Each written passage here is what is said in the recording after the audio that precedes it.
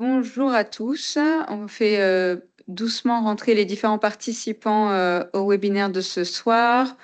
Bienvenue donc pour le webinaire de présentation du règlement EHDS. On va attendre quelques secondes histoire d'être au complet avant de pouvoir démarrer.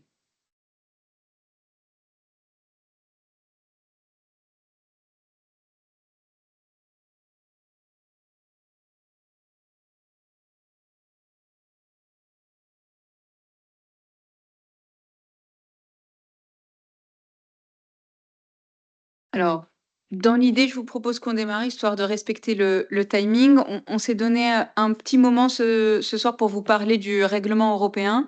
L'objectif, c'est vraiment d'avoir un temps de pédagogie pour expliquer l'impact de ce règlement européen. Donc, je vais vous dire quelques mots tout de suite en introduction et ensuite de vous raconter comment est-ce qu'on vous propose de se préparer collectivement à l'entrée en vigueur de ce nouveau texte en France, au travers notamment des chantiers de concertation que l'on va lancer très prochainement. Donc d'abord, qu'est-ce que c'est que le règlement européen pour un espace européen des données de santé? C'est un texte dont les négociations ont été lancées pendant la présidence française de l'Union européenne et qui a pour objectif de permettre à l'échelle de l'ensemble du continent d'avoir des droits et des devoirs qui soient les mêmes aussi bien pour les patients, pour les professionnels de santé que pour les entreprises qui interviennent dans le champ de la santé avec l'angle notamment de la réutilisation des données de santé. C'est vraiment un texte assez fondateur. C'est la première fois que l'Europe prend un texte sectoriel au regard des différentes réglementations précédentes dans le champ de la donnée et en application de la stratégie data de l'Union européenne. Dans le contexte actuel que l'on connaît tous, c'est aussi l'occasion pour nous de construire à l'échelle européenne une véritable autonomie stratégique sur nos données les plus sensibles que sont nos données de santé. C'est l'opportunité aussi de se dire qu'on va pouvoir donner à l'ensemble des patients européens les mêmes droits au regard de leurs données de santé, faire en sorte que partout en Europe, on puisse récupérer nos données de santé pour faire en sorte d'être mieux soignés, pour permettre aussi aux soignants d'accéder aux données de santé de leurs patients quand ils en ont besoin, là où ils sont, quel que soit le pays de l'Europe où ils sont installés. Le règlement pose aussi les bases d'un marché unique du champ du numérique en santé, avec notamment des mécanismes qui vont permettre d'aller vérifier la conformité des entreprises à un certain nombre de standards qui seront communs au travers de l'Europe et quel que soit, encore une fois, le pays parmi les 27 États membres de l'Union européenne. Donc c'est vraiment un axe aussi économique sur lequel porte le règlement européen.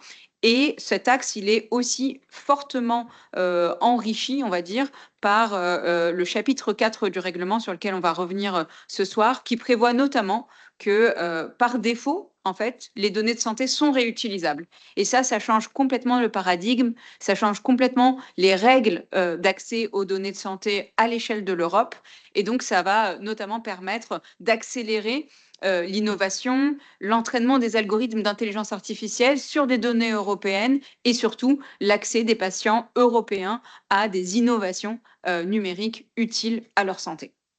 Donc voilà, c'était pour vous balayer les grandes lignes de ce que prévoit ce règlement. La raison pour laquelle on voulait vous le présenter en détail ce soir, c'est parce que vous allez le voir, il nous concerne tous, patients, professionnels de santé, entreprises du secteur, chercheurs, hôpitaux, vraiment partout dans le champ de la santé en France, on verra dans les prochaines années un impact de ce règlement au regard des règles applicables au traitement des données de santé, à leur réutilisation, au rôle des acteurs institutionnels, publics comme privés, dans le champ du numérique en santé. Donc l'objectif ce soir, c'est de reprendre un temps de recul, vous présenter le règlement et ses impacts. Et encore une fois, c'est des impacts qui nous concernent tous.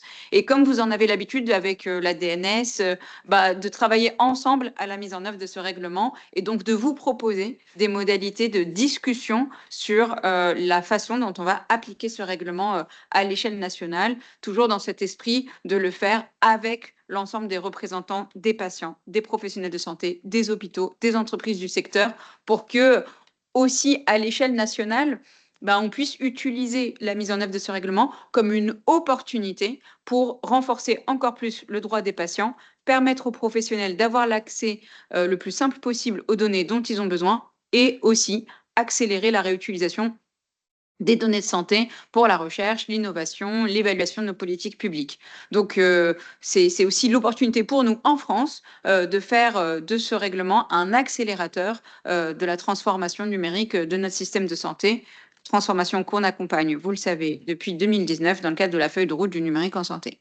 Donc, je ne vais pas être beaucoup plus longue en introduction. Je vais tout de suite céder la parole à Émilie Passemore, que vous avez sûrement tous déjà entendu vous parler de ce règlement, puisqu'elle a été fortement impliquée dans les négociations depuis le début du texte et qu'elle va notamment piloter avec vous, avec les équipes aussi du côté des acteurs publics concernés, la mise en œuvre de ce règlement au niveau national.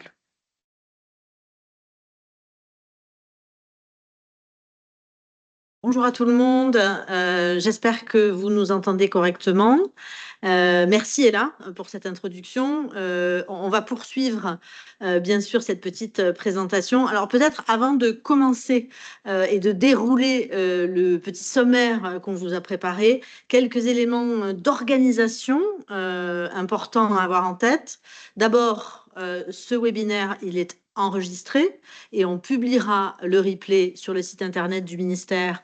Il y a une page internet dédiée au règlement relatif à l'espace européen des données de santé que je vous invite à consulter régulièrement parce qu'on la met en jour très souvent avec tout un tas de ressources utiles. Et donc, on diffusera ce webinaire et on diffusera aussi la présentation PowerPoint qu'on vous fait aujourd'hui. Donc ça, c'est pour les retardataires ou ceux qui n'auraient pas pu se connecter. Pas de regret, vous aurez évidemment l'occasion de pouvoir nous réécouter si ça vous intéresse. Deuxième élément d'organisation et de déroulé de ce webinaire, les questions. Je suis certaine, on est tous et toutes certains et certaines que vous avez beaucoup de questions. Nous aussi, on en a encore un certain nombre d'ailleurs. On n'a pas forcément réponse à toutes les questions. Donc, vous pourrez bien sûr poser ces questions dans la conversation du webinaire.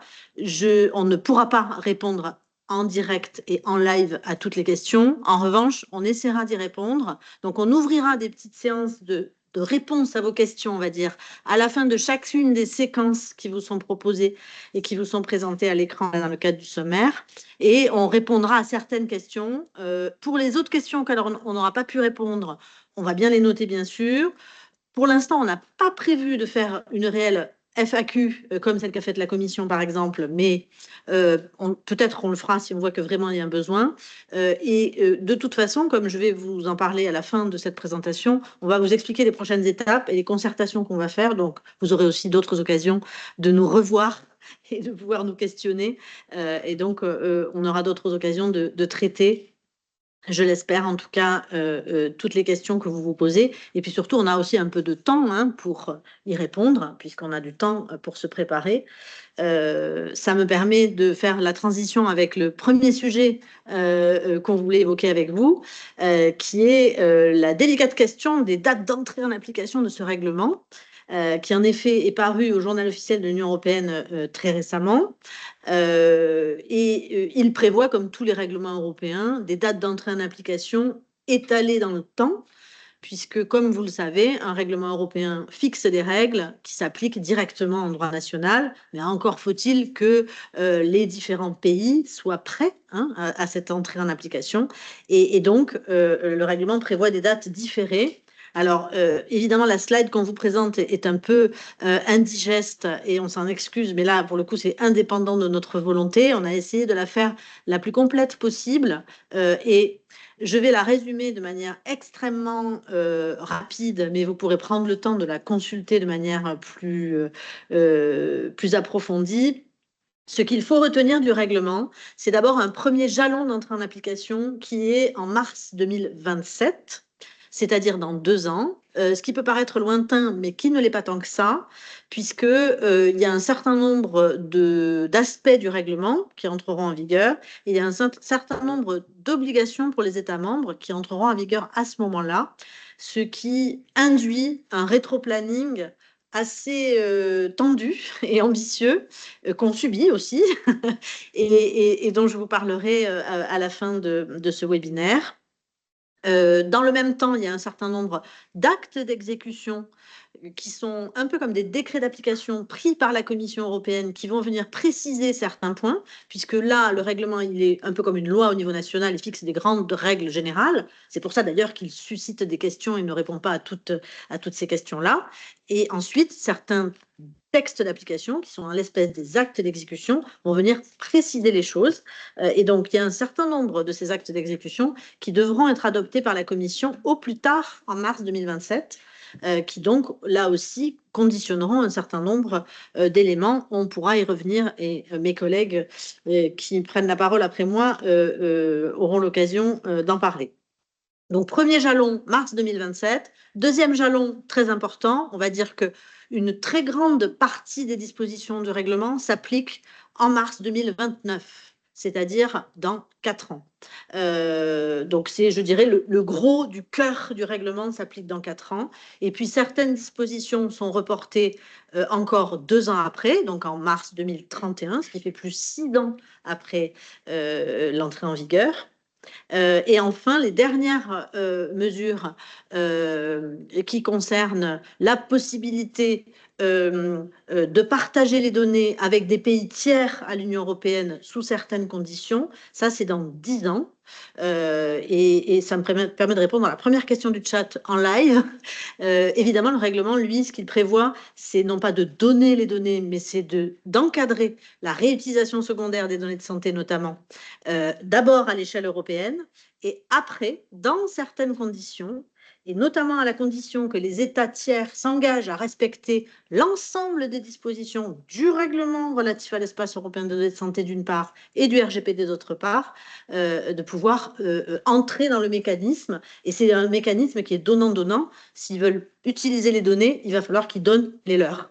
Voilà, donc ça me permet de traiter la première question, mais je ne pense pas que ce soit le sujet le plus important du jour, parce que je crois qu'on a déjà beaucoup de jalons à préparer qui concernent des sujets qui nous impactent beaucoup plus directement, qui impactent notamment l'utilisation primaire des données de santé, l'utilisation secondaire ou la gouvernance. Et donc tout ça, ça fait partie des différents sujets qu'on va vous dérouler à présent. Et donc, sans plus attendre, pour démarrer sur le premier volet de ce règlement, je donne la parole à ma collègue Aline Conchon, que certains d'entre vous connaissent, qui fait partie aussi du pôle Affaires réglementaires européennes de la DNS, parce qu'on est tous ultra mobilisés dans la préparation de l'application du règlement. Aline, je t'en prie. Merci beaucoup, Émilie, et bonsoir à toutes et à tous.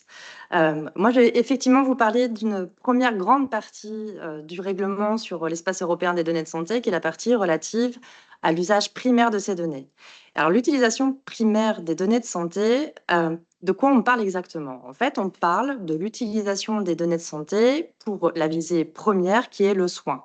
L'objectif ici, c'est de se dire que grâce à un dossier médical électronique, que l'on peut avoir sous le coude avec soi où que l'on soit en Europe et qu'on peut partager avec les professionnels de santé et les établissements de soins où que l'on soit en Europe, on permet ainsi une meilleure continuité des soins et du parcours de soins. Et ça, c'est grâce à ce cadre européen que produit le règlement sur l'espace européen des données de santé, qui est un cadre qui comprend des règles harmonisées, qui comprend des règles qui permettent effectivement la confiance en garantissant des droits aux patients, en garantissant la sécurité des données et l'interopérabilité des systèmes de dossiers médicaux électroniques par-delà les frontières. Alors, l'utilisation primaire des données de santé, ça bénéficie à qui? Et qui avait-on en tête lorsqu'on a commencé à travailler à ce règlement européen? Ça bénéficie en premier lieu aux patients. Et ça, pour nous, c'est vraiment important de le remettre au centre des discussions. C'est avant tout un outil pour que les patients puissent avoir un accès. Là, c'est toujours le slide d'avant. C'est pour que les. Non, hop là, voilà, merci. Donc, c'est toujours pour les patients. Et l'idée, c'est effectivement ici de permettre aux patients, et c'est ce que le règlement maintenant met en œuvre dans l'ensemble des États membres de l'Europe. Vous êtes probablement familier avec le contexte français où on a déjà vraiment fort avancé dans le fait de donner aux patients un accès direct à leur dossier médical électronique. L'idée du règlement, c'est que l'ensemble des États membres de l'Union se mettent aussi à niveau pour permettre à leurs patients et à leurs résidents d'avoir un accès direct gratuit à ce dossier médical électronique, qui est son carnet de santé électronique, et que ce dossier médical, on puisse l'utiliser, le mobiliser partout en Europe. Et le règlement apporte en plus, et ça c'est aussi un complément par rapport au contexte français, des droits renforcés sur leurs données pour les patients. L'utilisation primaire des données de santé, quand on l'a aussi développé dans le règlement sur l'espace européen des données de santé, on avait en tête que ça bénéficie et que ça apporte aux professionnels de santé et aux établissements de soins. L'idée, c'est que ces professionnels de santé, ces établissements de soins, partout en Europe, disposent maintenant, grâce à ce règlement, un accès simplifié aux DME, donc les fameux dossiers médicaux électroniques, de leur pays, des résidents de leur pays, mais aussi des résidents de n'importe quel pays de l'Union européenne. Et enfin, à qui peut bénéficier ce premier volet qui est l'utilisation primaire des données de santé? Aux entreprises du numérique en santé également. L'idée, effectivement, ici, c'est d'ouvrir un marché qui soit un marché d'envergure européenne et plus seulement nationale, avec la possibilité pour les fabricants de systèmes de DME de pouvoir proposer leurs solutions logicielles partout sur le territoire de l'Union. Donc ça, c'est vraiment les grands principes de l'utilisation primaire des données de santé. Je vais me permettre avec vous d'aller sur le volet de la question en pratique, de quoi on parle, parce que le règlement va vraiment détailler les mécanismes pour mettre en œuvre cette utilisation primaire des données de santé. On peut passer au slide d'après. Voilà, diapositive. Donc en pratique, on parle de quoi? Donc je vous ai parlé du DME, du dossier médical électronique. Donc c'est un dossier médical et le règlement prévoit que ce dossier médical, il contienne à minima 5 catégories prioritaires de données. Donc les catégories prioritaires de données, c'est 1, le résumé du dossier patient, 2, les prescriptions et les dispensations de médicaments en format électronique. Vous les voyez en rouge sur cette diapositive parce que ce sont les premières données, catégories de données qui devront être mises à disposition. Vous avez vu le schéma de temporalité de mise en œuvre du règlement que vous a présenté Émilie, et ce sont effectivement les premières données qui seront mises à disposition partout en Europe à partir de 2029. 2 ans plus tard, le règlement prévoit que s'ajoutent au dossier médical électronique 3 autres catégories de données: le compte-rendu d'imagerie médicale, le compte-rendu de biologie médicale et la lettre de sortie d'hôpital. Donc ça forme ce fameux DME, dossier médical électronique, qui en France est alimenté dans mon espace santé. Et l'idée d'avoir cette infrastructure et ce mécanisme européen, c'est de dire que mon espace santé sera ensuite lui-même connecté à ce qu'on appelle un point de contact national. Un point de contact national, c'est en fait l'entrée vers l'infrastructure européenne de partage des données. En France, le point de contact national, c'est CESALI, c'est déjà en œuvre, ça existe. Ça ne permet pas encore le contact avec l'ensemble des pays de l'Union européenne, ça c'est ce que va ouvrir le règlement, mais on a déjà une infrastructure qui existe. Et ce premier dossier médical électronique, ce premier élément du règlement, il est aussi encadré, puisque le règlement prévoit que chaque État membre nomme, si ce n'est déjà fait, une autorité de santé numérique qui aura comme mission de veiller au bon respect des exigences de dossier médical électronique, mais aussi de questions d'interopérabilité des données et les exigences un peu plus techniques qui sont liées à ce partage des données de santé. Si on passe à la diapositive suivante, on va arriver un petit peu dans le plus dur du dossier, qui est le plus technique probablement, c'est de dire que ce règlement, il parle effectivement d'une infrastructure européenne pour ce partage des données de santé, et c'est une infrastructure européenne qui a vocation à être un point d'utilité pour les professionnels de santé. Donc là, on va vous faire un schéma un peu simplifié, mais qui va vous donner l'idée du parcours de la donnée lorsqu'on va parler d'échanges européens de la donnée de santé. L'infrastructure qui existe aujourd'hui s'appelle My Health at EU, en français Ma Santé at EU. Et c'est donc une infrastructure qui a déjà été développée depuis une dizaine d'années au niveau européen, de manière volontaire. Aujourd'hui, il y a 14 pays européens qui y sont connectés, et le règlement va faire en sorte que cette connexion devienne obligatoire pour l'ensemble des États. Le schéma que vous avez devant vous, on prend l'exemple d'une résidente espagnole qui vient séjourner en France. Elle tombe malade en France. Elle consulte un professionnel de santé français, résident en tout cas localisé en France.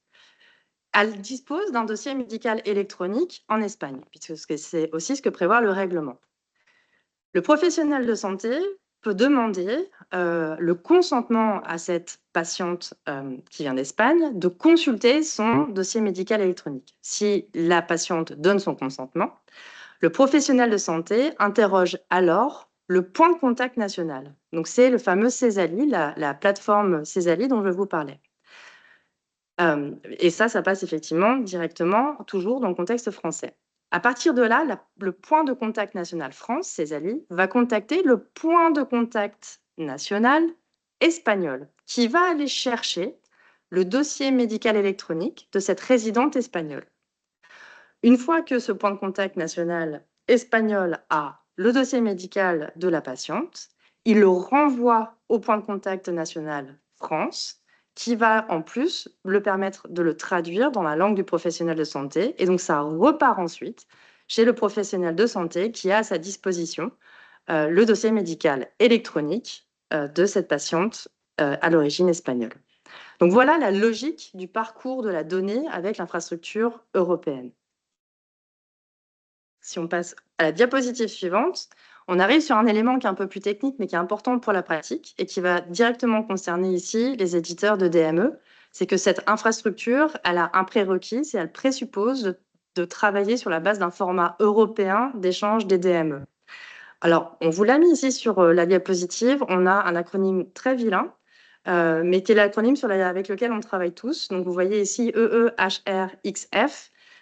Qui, en bon anglais, est le European Electronic Health Record Exchange Format, qui est donc ce format européen d'échange des dossiers médicaux électroniques. Donc ça, c'est un format qui est en cours de développement. Donc au moment où on se parle, on sait que c'est la base de ce système d'infrastructure européen. Il est en cours de développement. Développement parce qu'il y a plusieurs éléments pour ce format européen. Il y a d'abord, il va comprendre des spécifications techniques d'interopérabilité. Il a comme mission d'être lisible et compatible avec tous les systèmes de DME. Il va comprendre des systèmes de codage et de valeur. Il sera applicable, et c'est son premier objectif, puisque c'est dans le cadre du règlement, aux catégories prioritaires dont je vous ai parlé précédemment. Et il s'inscrit dans une architecture d'ensemble des données harmonisées. Et quand je vous dis que ce format européen est donc en cours de développement, il est notamment en cours de développement pour que, au plus tard en mars 2027, un acte d'exécution européen soit pris, qui en donnera les spécifications. Et cet acte d'exécution européen va s'inspirer de travaux qui sont notamment en cours dans différents projets de coopération européenne. On vous parle ici notamment d'un projet qui est vraiment très centré sur cette question, qui s'appelle XTIHR, qui est un projet qui regroupe tous les États membres, pour le coup, et les experts des questions d'interopérabilité, et qui a vocation à formuler des propositions pour ce que sera le format européen ultimement adopté. Si on part sur la diapositive suivante, je vous ai parlé beaucoup de techniques. C'est important de revenir aussi sur la question des droits, puisque je vous ai également dit que l'utilisation primaire dans le cadre du règlement, c'est des droits renforcés pour les patients. Donc, si on parle de l'idée qu'on a effectivement en France Mon Espace Santé, on a ce service d'accès aux données électroniques de santé. On a des professionnels de santé qui, lorsqu'ils sont habilités, identifiés, ont un accès gratuit à la plateforme pour l'alimenter. Et en bout de chaîne, la personne en fait vraiment centrale, c'est la personne physique, le patient. Alors, les droits, et ça vient compléter la palette de droits que nous avons en France, et donc les droits supplémentaires qu'amène le règlement. Et ce sont des droits harmonisés, puisque ce sera les droits des patients partout en Europe. C'est un droit d'accès pour les patients à leurs données. C'est un droit de donner procuration pour l'accès à leurs données. C'est le droit de portabilité de leurs données. C'est aussi, et ça c'est important dans la veine aussi de ce qu'on peut connaître en France, c'est le droit de décider d'éventuellement restreindre l'accès à ces données ou de s'opposer à l'accès à ces données. Et alors, ça va être aussi le droit d'insérer pour le patient lui-même des informations dans son dossier médical électronique, d'avoir une transparence, puisqu'il y a le droit d'être informé des professionnels de santé ou établissements de santé qui pourraient avoir accès à son DME, et des droits de rectification des informations du DME. Donc, c'est vraiment un ensemble de palettes de droits qui sont vraiment à viser de sécuriser un meilleur contrôle des patients sur leurs données de santé. La diapositive suivante Là, on est sur un autre volet. Je vous ai parlé beaucoup du DME. Vous comprenez que c'est vraiment l'outil central de l'espace européen des données de santé. Et ça veut dire qu'on va effectivement travailler avec un ensemble de systèmes de DME qui vont devoir répondre à de nouvelles exigences prévues par le règlement. Et là, il y a un rôle important à avoir en tête, notamment pour les fabricants de systèmes de DME, c'est que entre avec le règlement l'idée d'avoir un marquage CE des DME. Le règlement prévoit de nouvelles exigences pour les DME, c'est des exigences d'interopérabilité, donc à l'échelle européenne, de journalisation des accès aux DME. D'autres fonctionnalités sont aussi prévues par le règlement, eu égard à la sécurité ou aussi au principe d'éthique. Et en plus, les règles nationales vont s'appliquer pour les autres fonctionnalités. L'idée, c'est que les systèmes de DME doivent effectivement faire une évaluation et la preuve de leur conformité aux exigences du règlement pour pouvoir s'y inscrire. Ici, et c'était la volonté aussi dans l'établissement du règlement, l'idée, c'est d'avoir un processus de conformité allégé. Et on part sur le principe d'une auto-certification. Donc, les fabricants de systèmes de DME auront obligatoirement le fait de devoir faire passer leur système de DME dans des environnements de tests numériques qui seront mis en place par les États membres. Ces environnements de tests nationaux enverront une réponse soit négative, le système de DME n'est pas conforme, soit positif, il y a présomption de conformité. Et là, il y aura de nouvelles obligations pour les fabricants de DME. Le fait de fournir une documentation technique, le fait de fournir des notes d'information utilisateurs, de travailler à ces déclarations de conformité, mais surtout d'utiliser donc le marquage CE en plus d'un enregistrement dans une base de données de l'Union européenne. Cette auto-certification, elle sera encadrée aussi par une autorité de surveillance des marchés. C'est une nouvelle autorité qu'instaure le règlement européen qui pourra a posteriori faire des contrôles de conformité. La slide suivante. Parce que j'ai parlé beaucoup là de fabricants de systèmes de DME, on voulait aussi terminer par un point important qui est les applications de bien-être. Elles sont également concernées par l'utilisation primaire des données de santé, avec non pas un système d'auto-certification et de marquage CE, comme je viens de vous l'expliquer pour les fabricants de systèmes de DME, mais là, un système un peu différent d'auto-labellisation. Donc là, il y a l'idée, pour les applications de bien-être, de fonctionner sur la base d'un label de qualité et d'utilité des données. Les fabricants d'applications de bien-être devront effectivement imposer un label avec quelques obligations, celles notamment d'informations à indiquer, en précisant quelles sont les catégories de données électroniques de santé pour lesquelles la conformité aux exigences du règlement sont confirmées par le fabricant, la référence aux spécifications communes de conformité. Il y a aussi la période de validité du label. Ce label devra être rédigé dans une ou plusieurs langues officielles de l'UE pour une durée maximale de 3 ans en termes de validité. Et là aussi, l'autorité de surveillance des marchés pourra suivre l'application de ce label. Donc voilà, de manière assez résumée et schématique, le premier grand pan du règlement sur l'utilisation primaire des données de santé. Ce règlement est bien plus large. Il comprend aussi un deuxième volet très important qui est la réutilisation des données de santé. Et pour ça, je vais vous passer la parole à ma collègue Louisa Stewart. Et peut-être juste avant, je voudrais poser des questions. Bien sûr, des questions.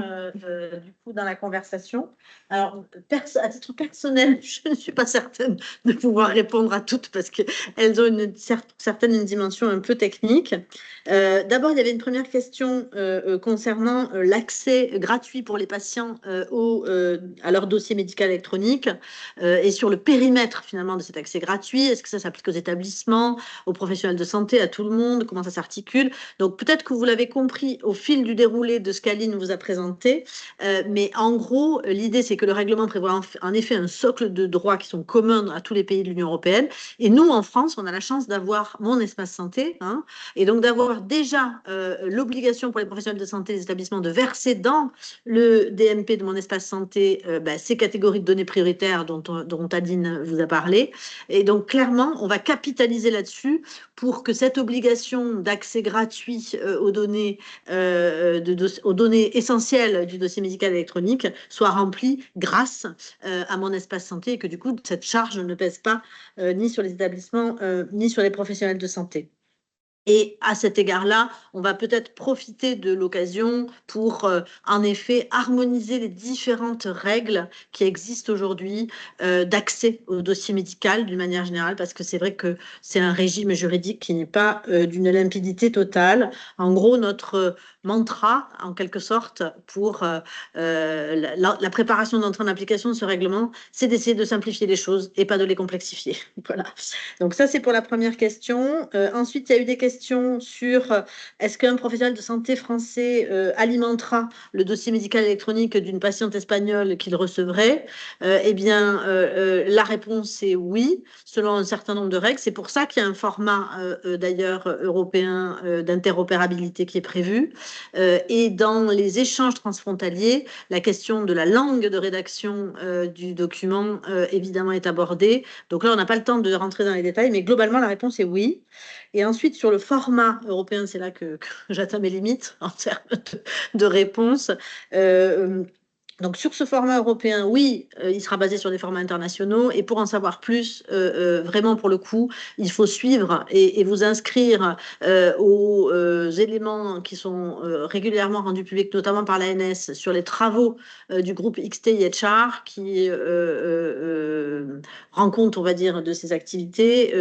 Et donc, clairement, on est très vigilant, nous, le ministère de la Santé et l'Agence du numérique en santé, dans ces travaux-là, hein, d'élaboration de ce format européen, parce qu'évidemment, ça va préfigurer demain les actes d'exécution de la Commission. Donc, on est très, très vigilant à préserver l'acquis en France et à ne pas augmenter la charge pour à la fois les éditeurs de logiciels et les professionnels de santé. Voilà pour les premières questions que j'avais glanées. Je vois qu'il y en a eu beaucoup, beaucoup plus qui se sont ajoutées. Donc... Sur les dispositifs médicaux interconnectés, peut-être, qui se réclament. Oui. Voilà. Il y a la question, par exemple, de est-ce que les processus de conformité seront les mêmes que pour les DM actuels? Alors, pour les dispositifs médicaux numériques, c'est ça la question? Alors, aujourd'hui, ça, je ne peux pas dire parce qu'évidemment, il va falloir que nous, on repense aussi tout notre corpus actuel de référentiel de l'ANS, bien évidemment, hein, à l'aune de ces mécanismes-là. Donc ça, pour l'instant, c'est trop tôt pour le dire. Évidemment, en tout cas, on a en tête de traiter ces sujets. Donc, dans la préparation de l'arrivée du règlement, évidemment qu'on va articuler avec toute l'activité nationale actuelle de l'ANS dans l'élaboration des référentiels. Et peut-être juste, je vois une question, comment obtenir le label? En fait, le label, c'est là encore un mécanisme auto-porteur. Hein. C'est le fabricant d'une application de bien-être qui souhaite échanger des données avec un dossier médical électronique, hein, qui souhaite s'interconnecter, qui va devoir décrire en quoi il respecte les exigences prévues pour ce faire et qui doit documenter ces éléments dans le label qu'il va lui-même apposer, entre guillemets, sur sa documentation. Et il y aura un contrôle, comme l'a dit Aline, par l'autorité de surveillance des marchés. En termes de questions, vas-y. Oui, on a plusieurs fois la question et je vois qu'il y a des plus de soutien, donc il y a plusieurs personnes qui se demandent est-ce que finalement DME égale mon espace santé? En quelque sorte, on peut dire en quelque sorte, pour la plupart des dispositions, vraisemblablement oui. Et il y a un certain nombre d'autres règles qui seront plus vastes et qui iront au-delà de mon espace santé et qui donc imposeront certaines règles y compris au sein des établissements ou des professionnels de santé. Et ça, on y reviendra dans les concertations qu'on va faire justement pour bien vous distinguer les choses.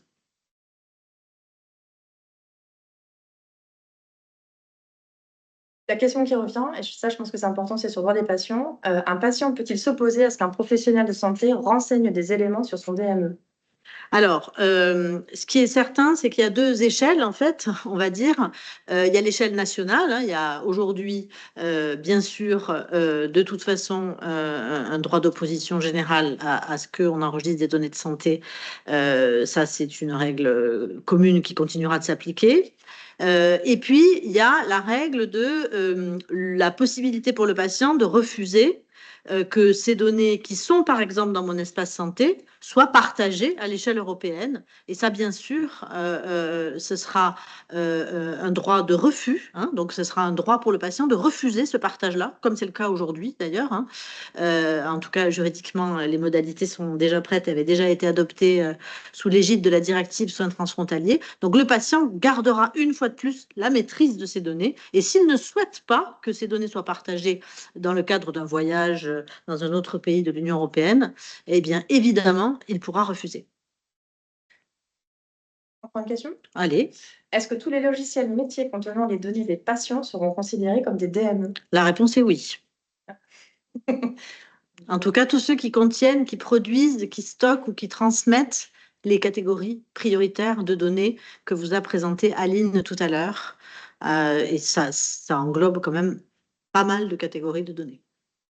Et là, peut-être une dernière question? Oui. Parce que c'est plus particulièrement sur la question du rôle des professionnels de santé. Donc, concernant l'accès des professionnels de santé au DME, y a-t-il une volonté d'harmoniser les matrices d'habilitation et donc du périmètre d'action et obligations des professions de santé en Europe?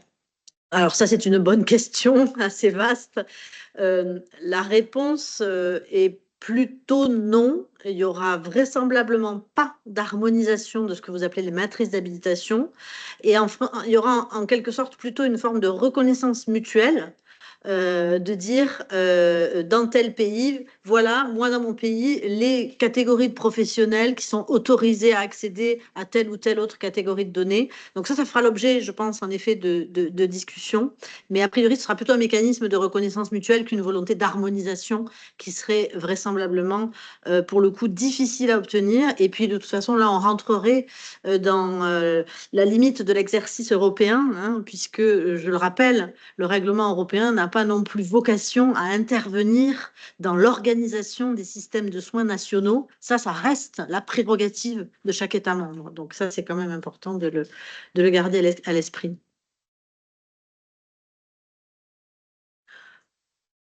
Alors, on a encore un peu de temps. Si on a encore un peu de temps, il y a beaucoup de questions qui reviennent en fait sur les DME, sur des questions, à mon avis, d'être précis sur la définition de ce que c'est un DME. Par exemple, les DME seront-ils considérés comme des dispositifs médicaux? Alors, non, le règlement fait bien la distinction entre les dispositifs médicaux et les dossiers médicaux électroniques. Et d'ailleurs, il s'articule et il comporte des dispositions qu'on n'a pas détaillées là, mais qui permettent d'articuler les deux règlements DM avec le règlement espace européen des données de santé. Donc non, simplement, il nous dit il y a un certain nombre de dispositifs médicaux qui parfois peuvent revendiquer l'interconnexion avec un dossier médical électronique, hein, et dans ce cas-là, eh bien, ce dispositif médical numérique, il va aussi rentrer dans le périmètre du règlement relatif à l'espace européen des données de santé. Donc, il aura d'une part son marquage CE, je dirais DM, et d'autre part son marquage CE DME, dossier médical électronique, dans le cas où il s'interconnecte et où il échange des données avec un dossier médical électronique. Alors, on a d'autres questions qui sont, à mon avis, plutôt les questions pour la partie que Louisa va traiter, puisqu'on a des questions qui portent plus sur la réutilisation des données de santé. Okay. Et je me permets de signaler qu'on a beaucoup de chance parce qu'on a un collègue très actif dans le chat. Donc, Jean-Christophe, merci beaucoup, qui se permet de répondre aussi, puisqu'effectivement, on a l'exercice un peu difficile d'essayer de scanner l'ensemble des questions. Donc, on en répond à quelques-unes et merci à Jean-Christophe d'en prendre aussi de son côté. Je pense on termine ici sur le volet utilisation primaire de données. Et on va pouvoir rebondir donc tout de suite, merci Louisa, sur le volet utilisation secondaire des données prévues par le règlement. Merci beaucoup, Émilie et Aline. Donc, on passe au chapitre 4 sur la réutilisation, donc utilisation secondaire des données de santé. Tout d'abord, pour définir ces termes-là, donc on parle de l'exploitation des données de santé à des fins autres que ce qu'on vient d'entendre dans notre chapitre sur la prise en charge directe du patient. On parle notamment pour la recherche, le développement et l'innovation dans le domaine de la santé. Ceci grâce à un cadre harmonisé pour la réutilisation des données. Alors, qui est concerné par ce chapitre 4? Bien sûr, tous les détenteurs de données de santé. Plus tard, on va évoquer aussi les rôles de ces détenteurs plus en détail. On parle aussi de tous les utilisateurs des données pour des finalités aussi prévues par le règlement. On y reviendra aussi, ce qui est autorisé et ce qui est interdit. Et enfin, toutes les personnes, les citoyens dont les données sont donc concernées. Alors, venons donc à la partie des données maintenant, des catégories minimales des données de santé électroniques à des fins d'utilisation secondaire, en passant sur le prochain slide, qui sont donc explicitées à l'article 51.1. Donc, le règlement cite 17 catégories. Donc, certaines paraissent assez évidentes, d'autres moins. Si on donne l'exemple des dossiers médicaux et électroniques qu'on a largement abordé en première partie du webinaire, ça paraît assez évident qu'ils soient inclus, ainsi que les données pathogènes impactant la santé humaine, les données aussi administratives, y compris des dispensations, mais aussi de remboursement sont concernées, les données génétiques, épigénomiques et génomiques humaines. Là-dessus, je reviendrai tout à l'heure parce qu'il y a une petite exception possible pour ces types de données, ainsi que les données personnelles générées par les dispositifs médicaux. Alors ça, c'est des exemples de données que vous voyez affichées qui sont considérées, qui sont inclus dans les catégories minimales des données de santé. Moins évidentes paraissent les données qui sont des déterminants sociaux, les déterminants environnementaux et comportementaux de la santé qui sont également dans le périmètre de ces données, ainsi que les données agrégées relatives au système de santé. Donc là, forcément, on n'aurait pas pensé que c'est dans notre périmètre, ainsi que les données issues des essais. On a vu aussi des questions qui étaient plus sur le périmètre primaire, mais là, sur l'utilisation secondaire, c'est bien inclus que les données des essais, des études et des recherches cliniques, les registres des médicaments, dispositifs médicaux et les données provenant de cohortes de recherche, entre autres. Donc là, je citais juste quelques-uns, mais vous pouvez voir que c'est 17 catégories à minima dans l'article 51.1. On passe maintenant sur la partie des finalités. Donc, avant de passer sur la partie finalité, je voudrais juste revenir sur la partie marge de manœuvre laissée aux États membres par rapport à ces différents articles 51, donc notamment les différentes catégories de données. Donc, effectivement, les États membres qui mettent donc à disposition, qui peuvent mettre à disposition des catégories supplémentaires de données de santé à ces fins d'utilisation secondaire. Ils peuvent aussi mettre en place des garanties supplémentaires pour certaines données assez sensibles pour protéger davantage. Ici, on parle des données génétiques, épigénomiques et génomiques humaines. On parle des données moléculaires humaines, des données aussi provenant potentiellement d'applications de bien-être et de données provenant de biobanques et de bases de données associées. Donc, ces données-là peuvent être concernées pour une protection garantie supplémentaire. Ainsi, par ailleurs, la marge de manœuvre est aussi laissée aux États membres pour fixer des règles spécifiques pour le traitement de données, ce qu'on dit améliorées, donc des données qui contiennent des améliorations, par exemple des corrections, des annotations, des enrichissements. Donc là, il est possible pour aussi les États membres de prévoir des règles spécifiques. Et j'en finis avec l'article 55 du règlement qui prévoit pour l'évaluation éthique. Donc, effectivement, que l'ORAD peut aussi ici faire appel aux organismes nationaux. Donc, effectivement, les organismes chargés des questions éthiques peuvent ici mettre à disposition leur expertise à ces ORAD, à ces organismes responsables d'accès aux données de santé. On y reviendra aussi plus tard. Et aussi, à titre d'alternative, les États membres peuvent prévoir aussi que ces organismes chargés des questions d'éthique à l'échelle nationale font partie de ces ORAD, des organismes responsables de l'accès aux données. Donc, on y reviendra aussi dessus tout à l'heure, mais c'est important pour la partie éthique qu'ici, il y a des marges de manœuvre laissées aux États membres. Nous venons maintenant sur les finalités. Donc, il y a cité à l'article 53 et article 54 les finalités autorisées et à l'article 54 interdites. Donc, qu'est-ce qui est autorisé? C'est l'intérêt public dans le domaine de la santé et de la santé au travail aussi. Il y a une autre finalité, c'est l'élaboration de politiques publiques et de réglementations dans la santé et les soins, ainsi que l'élaboration des statistiques, donc relatives aussi ici aux santé et aux soins, la recherche scientifique, l'activité d'enseignement et de formation, et on finit par l'innovation et développement, ainsi que l'entraînement des algorithmes et des soins de santé personnalisés.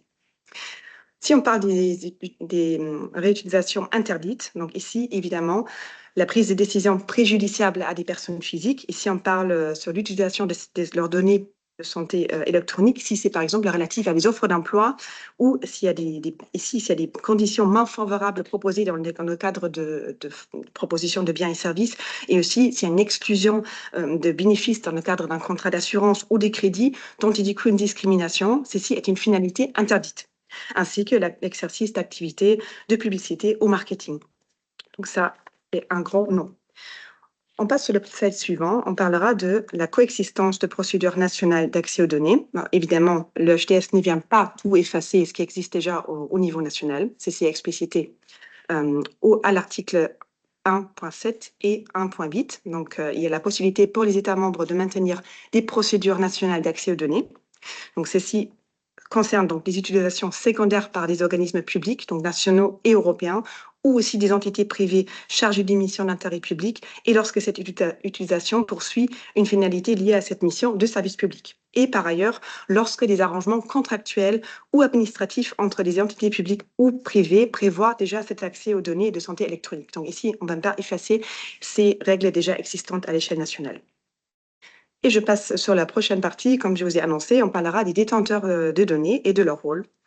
Effectivement, l'article 60 parle ici des rôles et des obligations de mettre à disposition les données à des fins secondaires sur demande. Ici, il est explicite que c'est au plus tard 3 mois à compter de la réception de la demande de l'organisme responsable de l'accès aux données. Donc, il y a ici une obligation de transparence et de coopération avec le RAD nécessaire par les détenteurs de données.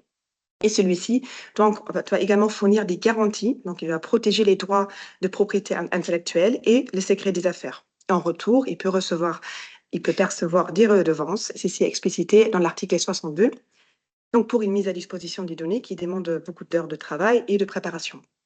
À noter aussi, comme on l'a mis en bas de ce slide, qu'il y a une action conjointe européenne qui réunit une trentaine de pays européens, donc pas que l'Union européenne, mais aussi l'espace économique européen auquel s'applique aussi ce règlement. TEDAS 2 prépare ici les actes d'exécution cités par Émilie Persmark tout à l'heure. Donc, il y en a notamment un acte d'exécution qui visera à fournir des lignes directrices pour tout ce qui est redevance. Donc, nous sommes avec le Danemark actuellement en co-direction d'un groupe de travail dans le cadre du TEDAS 2 et d'ici septembre, on soumettra en consultation publique parce qu'il y en a beaucoup de documents que TEDAS 2 met à consultation publique et donc fera partie un document qui fixera les règles, des lignes directrices pour ces redevances. Donc, gardez bien l'œil sur ce qu'on communiquera aussi sur notre site public par rapport à ces lignes directrices pour les redevances. Entre autres, on travaille aussi sur d'autres sujets sur lesquels je reviendrai un peu plus tard. Ensuite, je parle du détenteur de données de confiance qui est explicité à l'article 72. Effectivement, les États membres ont ici une liberté d'établir une procédure par laquelle un détenteur de données de santé peut être désigné détenteur de confiance, ce qui va beaucoup faciliter les démarches. Il faut cependant remplir certaines conditions. Donc, il faut qu'il soit en mesure de fournir un environnement de traitement sécurisé, ça c'est précisé à l'article 73, qui dispose aussi de l'expertise nécessaire pour ce faire, et aussi qui peut fournir les garanties quant au respect du règlement EHDS. Quels sont les rôles du détenteur de confiance? Il traite les demandes d'accès que lui a donc transmis le RAD, donc le RAD qui a le mot final. Donc, une fois que le RAD aura transmis au détenteur de confiance, ce détenteur de confiance aura 2 mois pour les instruire, pourra ensuite faire une proposition de décision, mais ensuite le RAD a le dernier mot, bien sûr, et aura encore 2 mois pour faire une réponse finale. Les types de demandes sont de 2 styles. On a des demandes d'accès à l'article 67, donc tout ce qui est demande d'accès aux données individuelles pseudonymisées, et ce qui est explicité à l'article 69, les demandes de données dans un format statistique anonymisé. Et donc voilà, comme vous avez mis aussi dans le schéma ici, on a à nouveau simplifié ce processus qui commence par la demande de données de l'utilisateur, qui va vers le RAD, qui transmet le cas échéant, si existant, au détenteur de confiance, qui ensuite retransmet à le RAD, et ensuite on pourra avoir une mise à disposition des données et l'accès par l'utilisateur. On peut passer sur le slide suivant. On va finir ce webinaire aussi, comme m'a fait ma collègue, pour parler des droits des personnes renforcées, de tout ce qui est important aussi de savoir quelles sont les garanties ici en pratique. Ceci est explicité à l'article 58 et à l'article 71. Donc, le droit à l'information est renforcé, car l'organisme responsable de l'accès aux données doit rendre publiques les informations relatives aux conditions des mises à disposition des données à des fins d'utilisation secondaire. Aussi, le droit d'être informé en cas de découvertes significatives pour la santé. Donc, en cas de réutilisation de ces données-là, il est important que ces données-là soient rendues publiques. Et l'article 71 précise le droit de refus pour la personne concernée, ce qu'on appelle aussi le droit sui generis d'opt-out. Donc, ici, il y a quelques petites exceptions en cas, ça dépend des systèmes nationaux, mais il peut y avoir des cas très spécifiques dans lesquels les États membres peuvent restreindre ces droits d'opt-out dans certains cas. Et j'en finis pour vous parler à nouveau de TEDAS 2, parce qu'ici aussi, on travaille à d'autres lignes directrices sur ces 3 thématiques. L'option de refus, donc opt-out, il y a également une ligne directrice qui est préparée sur ce sujet-là, également pour la prochaine vague pour octobre. On a aussi un formulaire comment informer les personnes physiques donc d'une découverte significative résultant de la réutilisation. Et on finira avec aussi un modèle de point d'information du citoyen. En anglais, on se réfère à un Citizen Information Point. Et aussi, on a des guidelines, des lignes directrices qui seront mises à disposition. Et j'aurai fait ma partie pour le chapitre 4 et on passera aux questions et réponses de cette partie-là. Ok, merci Louisa. Alors, quelques petites questions auxquelles déjà on peut répondre peut-être en live. Sur le champ d'application du règlement, peut-être un rappel. Le règlement s'applique. Alors là, l'objectif en fait juste de ce webinaire, c'est pas évidemment de passer en revue tout le règlement et d'expliciter tous les points du règlement. On a volontairement fait des focus sur les points importants, sur les points d'arbitrage, j'y reviendrai après, et sur les points sur lesquels finalement il y a une marge de manœuvre dans les États membres et en gros, on se prépare à son application. Donc voilà pourquoi on n'a pas repassé en revue toutes les dispositions et tous les grands principes et toutes les définitions, notamment toutes les notions de périmètre. Donc simplement sur de quelles données parle-t-on lorsqu'on parle de données de santé électronique au sens du règlement, on parle bien de toutes les données en lien avec la santé, que ces données soient des données à caractère personnel au sens du RGPD ou que ces données soient des données non personnelles et donc qui échappent au champ du RGPD. Donc juste pour avoir en tête une règle simple, le RGPD c'est un règlement horizontal qui s'applique à la protection des données à caractère personnel dans tous les secteurs de l'activité, de la vie. Et puis là, on a un règlement spécifique, sectoriel, qui s'applique aux données de santé électronique, qui vient compléter le RGPD, qui vient s'articuler avec le RGPD. Il y a beaucoup d'articles qui prévoient l'articulation avec le RGPD, qui prévoient, le cas échéant, l'articulation avec les autorités de protection des données. Donc, clairement, certaines de ces définitions ne sont pas celles du RGPD, certaines renvoient à celles du RGPD. Donc là, je vous renvoie à la lecture approfondie, notamment de l'article sur les définitions. Une autre question que j'ai vu passer sur l'article qui suscite pas mal d'interrogations, donc je comprends qu'il y a des questions dans le chat, l'article 52 du règlement qui concerne la protection des droits de propriété intellectuelle et du secret des affaires dans le cadre de cette comment combiner finalement l'obligation qui pèse sur les détenteurs de données de mise à disposition des données de santé qu'ils détiennent avec l'éventuelle protection nécessaire des droits de propriété intellectuelle qu'ils peuvent avoir ou du secret des affaires sur ces données-là. Eh bien ça, clairement, ça fera l'objet d'examen au cas par cas. Donc, quand un utilisateur voudra réutiliser des données, eh bien, le détenteur pourra invoquer des règles de protection des données pour limiter l'accès à certaines de ces données, par exemple, ou pour les encadrer par des clauses spécifiques. Et donc ça se fera sous le contrôle de l'organisme responsable de l'accès aux données. J'y reviendrai juste après. Et évidemment, le règlement, il est un peu général, puisque, encore une fois, il est au niveau législatif. Sur ce sujet, il renvoie quand même à des lignes directrices que la Commission devrait prendre. Donc, qui ne sont pas des actes d'exécution, cette fois, qui sont des lignes directrices. Et il renvoie aussi à un mécanisme d'arbitrage qui ressemble un peu, on va dire, aux règles qui sont prévues dans le Data Act. Voilà. Donc, on pourra y revenir. C'est un sujet, évidemment, qui sera à nouveau abordé dans la préparation de l'arrivée du règlement.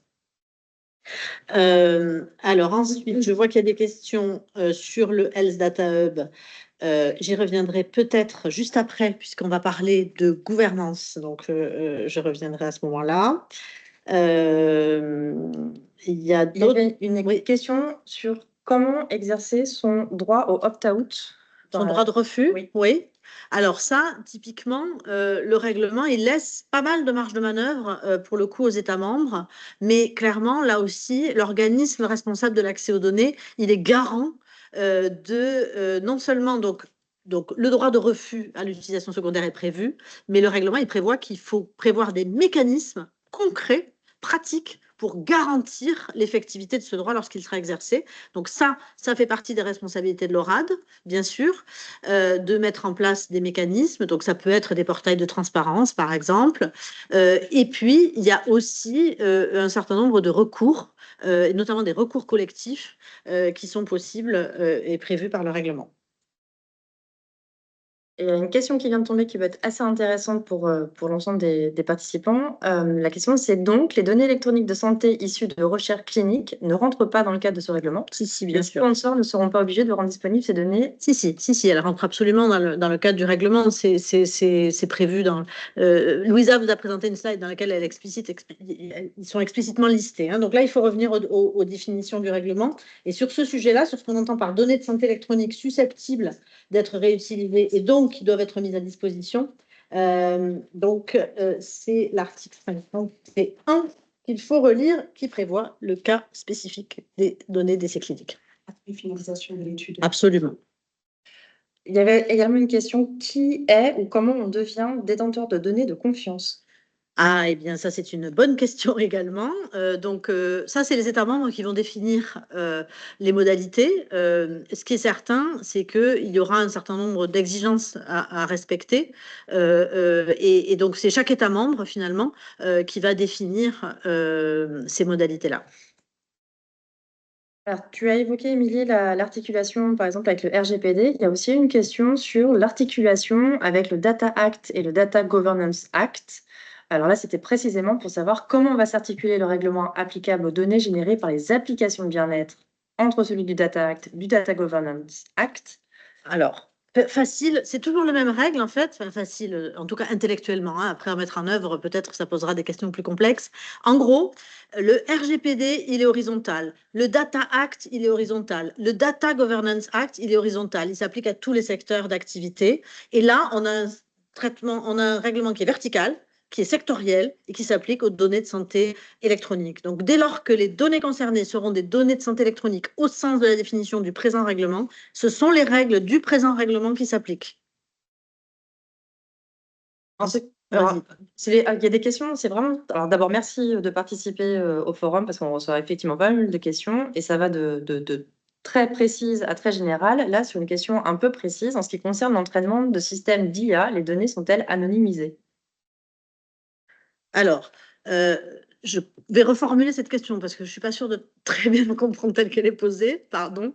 En gros, pour donc l'entraînement d'algorithmes et notamment d'outils d'intelligence artificielle est une des finalités autorisées par le règlement. Le règlement dit l'utilisateur qui veut réutiliser des données pour cette fin-là, il va d'abord devoir obtenir une autorisation pour ce faire, un data permit en anglais, et donc il va devoir expliquer s'il a absolument besoin de données à caractère personnel, qu'elles soient pseudonymisées ou directement personnelles, pour ce faire. Le principe, c'est que normalement, on va privilégier, le règlement privilégie une réutilisation de données anonymes, complètement donc non personnelles. Mais si l'utilisateur justifie et montre patte blanche, en quelque sorte, en explicitant en quoi il est indispensable pour lui d'avoir des données donc, qui vont être souvent, ou dans certains cas en tout cas, pseudonymisées, eh bien, il pourra obtenir un data permit et une autorisation de réutiliser ces données-là, à condition de remplir toutes les autres exigences prévues pour obtenir évidemment la délivrance d'une telle autorisation. Alors, une question qui est aussi un peu sur les questions d'articulation avec le cadre existant. Quelle relation avec le référentiel EDS de la CNIL? Alors, d'une manière générale, évidemment, il y a une articulation à fixer et à définir d'une manière très générale avec l'ensemble des mécanismes mis en œuvre par la CNIL hein, dans le cadre de l'utilisation secondaire des données de santé, puisqu'en effet, la CNIL a déployé depuis plusieurs années toute une doctrine avec des méthodologies de référence, avec un certain nombre de référentiels. Donc, clairement, ça fait partie des sujets qu'il va falloir examiner, on va dire, en collaboration bien sûr avec la CNIL, avec l'ensemble des parties prenantes sur ces questions-là pour voir comment on articule tout ça. Mais clairement, on est quand même, globalement, on est un peu dans les mêmes principes et dans les mêmes réglementations. Si vous lisez le chapitre 4 du règlement, ce que je vous invite à faire, il faudra sûrement que vous le fassiez plusieurs fois d'ailleurs, pour bien s'en imprégner, c'est un peu indispensable. Vous verrez qu'on retrouve énormément de notions qui nous sont, nous, très familières en France, en fait. À la différence peut-être de certains autres pays de l'Union européenne. D'ailleurs, on voit que le règlement a été pas mal infusé, on va dire, en tout cas, par nos principes nationaux, hein, en termes de finalité, minimisation, examen éthique, etc. Qu'en est-il des données archivées? Ben, le règlement ne fait pas la distinction, hein. Lui, il parle de données de santé électronique. Là encore, je vous renvoie aux définitions. Il ne faut pas raisonner avec le RGPD, là, hein. On est sur un nouveau règlement. Donc, clairement, il ne fait pas de distinction. Il parle de données de santé électronique détenues par un organisme. Alors, il y a eu pas mal de questions dans le chat sur l'ORAD, mais ça, Émilie, c'est peut-être quelque chose. On va Voilà. j'espère les traiter dans les slides suivantes, du moins. OK, bah, du coup, on peut peut-être enchaîner. Alors, en termes de gouvernance, avant de passer à la première slide, juste avant de démarrer, donc dans le terme de gouvernance, évidemment, le terme est un peu général. Je vais aborder à la fois les mécanismes de gouvernance prévus au niveau national, à l'échelle de la France, donc, par le règlement, et comment on va se préparer à ces changements, parce qu'il y a un certain nombre de changements. Et puis, j'évoquerai aussi la gouvernance prévue au niveau européen, parce que comme vous l'ont très bien expliqué Aline et Louisa, ben, il y a beaucoup de choses qui vont se passer au niveau de l'Europe, avec la Commission européenne, avec les 27 États membres. Et donc ça, ben, évidemment, pour que ça fonctionne, ça nécessite une gouvernance robuste. Alors, on va d'abord commencer avec la gouvernance qui est prévue par le règlement pour l'utilisation primaire des données de santé. Donc, la partie que vous a présentée Aline, on en a déjà parlé un tout petit peu. On a parlé déjà de l'autorité de surveillance des marchés. Et je vais vous parler, moi, surtout de l'autorité de santé numérique. Donc, ça, ce sont deux entités qui doivent obligatoirement être désignées par les États membres au plus tard auprès de la Commission européenne, au plus tard en mars 2027. Et c'est notamment ces dispositions-là qui font qu'on doit préparer des adaptations législatives, j'y reviendrai tout à l'heure. Donc l'autorité de santé numérique, c'est un ou plusieurs organismes hein, au niveau national. Le règlement ne s'immisce pas dans la manière de faire au sein de chaque État membre. Et cette autorité de santé numérique, eh bien finalement, elle est un peu la garante du respect de l'ensemble des dispositions qui sont prévues dans le chapitre 2 sur l'utilisation primaire des données. Donc d'abord, on a essayé de les répartir en 4 catégories de grandes missions. D'abord, une mission de garantir l'exercice des droits des personnes hein, que vous a présenté Aline. Donc là, on parle des droits des personnes à leur dossier médical hein, électronique. Hein. Alors ça, ce sera évidemment en lien très étroit en France avec la CNIL, puisque le règlement relatif à l'espace européen de données de santé dit explicitement qu'il y a un certain nombre de ces contrôles qui sont exercés directement par l'autorité de protection des données nationales. Mais du coup, il y a une articulation à prévoir. Et puis, l'autorité de santé numérique, elle va aussi, du coup, bien sûr, pour permettre aux gens d'effectuer correctement leurs droits, eh bien, elle va devoir évidemment les informer. Il y a toute une activité de pédagogie. Ensuite, il y a toute une activité très importante, évidemment, qui tient au développement et à la supervision de toutes ces infrastructures numériques là dont on a parlé. Donc, il s'agit bien sûr de veiller et d'assurer concrètement par des instruments et des organismes concrets l'interopérabilité et la sécurité des données.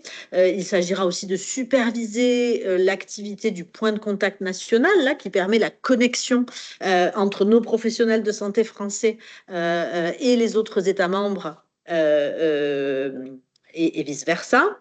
Et puis, bien sûr, de veiller à ce que ce format européen d'échange de données, hein, qui a été évoqué par Aline, soit correctement respecté. Là, on reconnaît, bien sûr, beaucoup les missions de l'Agence du numérique en santé, hein, qui sont aujourd'hui en tout cas exercées par l'Agence du numérique en santé en France. Ensuite, troisième catégorie de missions, on a un encadrement technique et en termes de qualité des données. Donc là, il s'agit de contribuer à l'élaboration des spécifications techniques hein, communes qui vont contribuer à l'interopérabilité et de contribuer aussi aux travaux d'évolution hein, de ces spécifications techniques dans le temps, bien sûr. Et puis, cette autorité de santé numérique, elle va aussi devoir contribuer à développer des solutions, cette fois-ci techniques, des outils pratiques permettant notamment l'exercice des droits. Et enfin, quatrième bloc de mission, on va dire une mission très importante en termes de coopération et de coordination à l'échelle européenne. Hein. Donc, d'abord avec les autres autorités nationales, donc avec l'autorité de surveillance des marchés. Alors, j'en parle volontairement sur la même slide parce que en réalité, le règlement prévoit que les deux autorités peuvent être la même, en tout cas, les missions peuvent être regroupées au sein de la même autorité puisqu'on est dans l'usage primaire. Et c'est plus simple d'en parler en même temps. Donc, il y a l'idée de coopérer avec les autorités nationales compétentes, donc autorité de surveillance des marchés, autorité de santé numérique, CNIL, bien sûr, aura d'organismes responsables de l'accès aux données, j'y reviendrai juste après. Et puis, bien sûr, toute l'activité qui consiste à concerter l'écosystème, hein, à vous parler, et à écouter et à permettre des contributions de la part de tous les acteurs, qu'ils soient évidemment citoyens, patients, professionnels de santé, établissements, entreprises du numérique en santé, au sens large, et également, alors ça c'est plus pour le coup propre à l'autorité de surveillance des marchés, celle-là est une autorité qui aura un pouvoir de retirer du marché, de contrôle du coup de ces fameux marquages CE qui sont obligatoires pour les dossiers médico-électroniques. Elle pourra retirer du marché des systèmes de DME qui ne se conformeraient pas à ces rappels à l'ordre, par exemple. Donc ça, c'est quand même un enjeu assez important et nouveau. Donc on voit bien qu'il y a un certain nombre de missions qui sont déjà exercées par certains organismes en France sur ces sujets-là et d'autres qui sont nouvelles pour le coup. Donc il y a des missions qui relèvent de la compétence du ministère chargé de la santé, hein, de la délégation numérique en santé, notamment définir un certain nombre d'orientations et de règles générales. Il y a des missions qui sont exercées par l'agence du numérique en santé et puis d'autres missions pour lesquelles il va falloir réfléchir finalement à quelle autorité pourrait les endosser. Donc ça fait partie des sujets évidemment sur lesquels on va lancer les concertations. Ça, c'est pour donc la première ou les deux premières autorités qui doivent être désignées en ce qui concerne l'utilisation primaire des données de santé. On peut maintenant passer à l'utilisation secondaire et donc là, j'espère pouvoir répondre à certaines questions posées dans le chat. Donc là, on parle de l'organisme responsable de l'accès aux données. Alors pour ceux qui connaissent déjà le règlement, et je vois que vous êtes nombreux dans l'auditoire, et c'est super, et je me réjouis de voir qu'il y a beaucoup d'entre vous qui déjà vous êtes appropriés ce texte. Eh bien, c'est un peu le sujet, c'est un peu la question qui est sur toutes les lèvres, hein, mais qui sera en France cet organisme responsable de l'accès aux données? Donc, je n'ai pas la réponse, hein, puisque ça fait partie des sujets sur lesquels on va concerter. Ce qu'on sait aujourd'hui, c'est que donc, cet organisme responsable de l'accès aux données, ou ces organismes responsables de l'accès aux données, doivent obligatoirement être désignés par chaque État membre. Là encore, le règlement, il laisse la marge de manœuvre aux États membres, il ne s'immisce pas dans l'organisation nationale. Et finalement, cet organisme ou ces organismes, ils ont des missions très diverses et très vastes, en fait. Donc aujourd'hui, ce qui est certain, c'est qu'en France, on n'a aucun organisme qui remplit toutes ces missions-là. Ça n'existe pas. Il y a des missions qui sont exercées par certains, il y a des missions nouvelles qui sont exercées par personne, et donc la question est ouverte à ce stade, en tout cas, de concrètement qui va endosser ces responsabilités et comment. Évidemment, il y a un certain nombre d'organismes auxquels on pense et qui auront un rôle à jouer, mais la définition précise et la répartition de ces différentes missions que je vais vous détailler, elle n'est pas encore du tout tranchée. Donc cet organisme, il a comme première grande série de missions permettre l'accès aux données. On en a parlé, Louisa vous a expliqué que le règlement, il est là pour faciliter l'accès aux données. Alors, faciliter l'accès aux données, ça ne veut certainement pas dire communiquer les données de manière incontrôlée, pas du tout. Le règlement, il dit que eh bien, tous les utilisateurs qui vont vouloir réutiliser des données, eh bien, il va falloir qu'ils fassent une demande auprès de l'organisme responsable de l'accès aux données. Et donc, l'intérêt du règlement européen, c'est qu'en vous adressant à votre ORAD national, ben, vous pourrez, vous, utilisateur, dire, moi, je souhaiterais accéder aux données de tel détenu par tel établissement de santé en France, en Suède, en Allemagne, si vous voulez faire une réutilisation complète. Donc ça, ce sera ensuite le travail des ORAD entre eux de se coordonner pour traiter votre réponse. Donc ça permet une ouverture à des sources de données considérablement facilitées avec un régime juridique du coup harmonisé. Donc cet ORAD, il a cette mission-là, hein, de traiter ces demandes d'accès, à la fois quand ce sont des demandes d'accès à des données anonymes et aussi quand ce sont des demandes d'autorisation pour des données donc à caractère personnel, on va dire ça comme ça, le plus souvent pseudonymisées.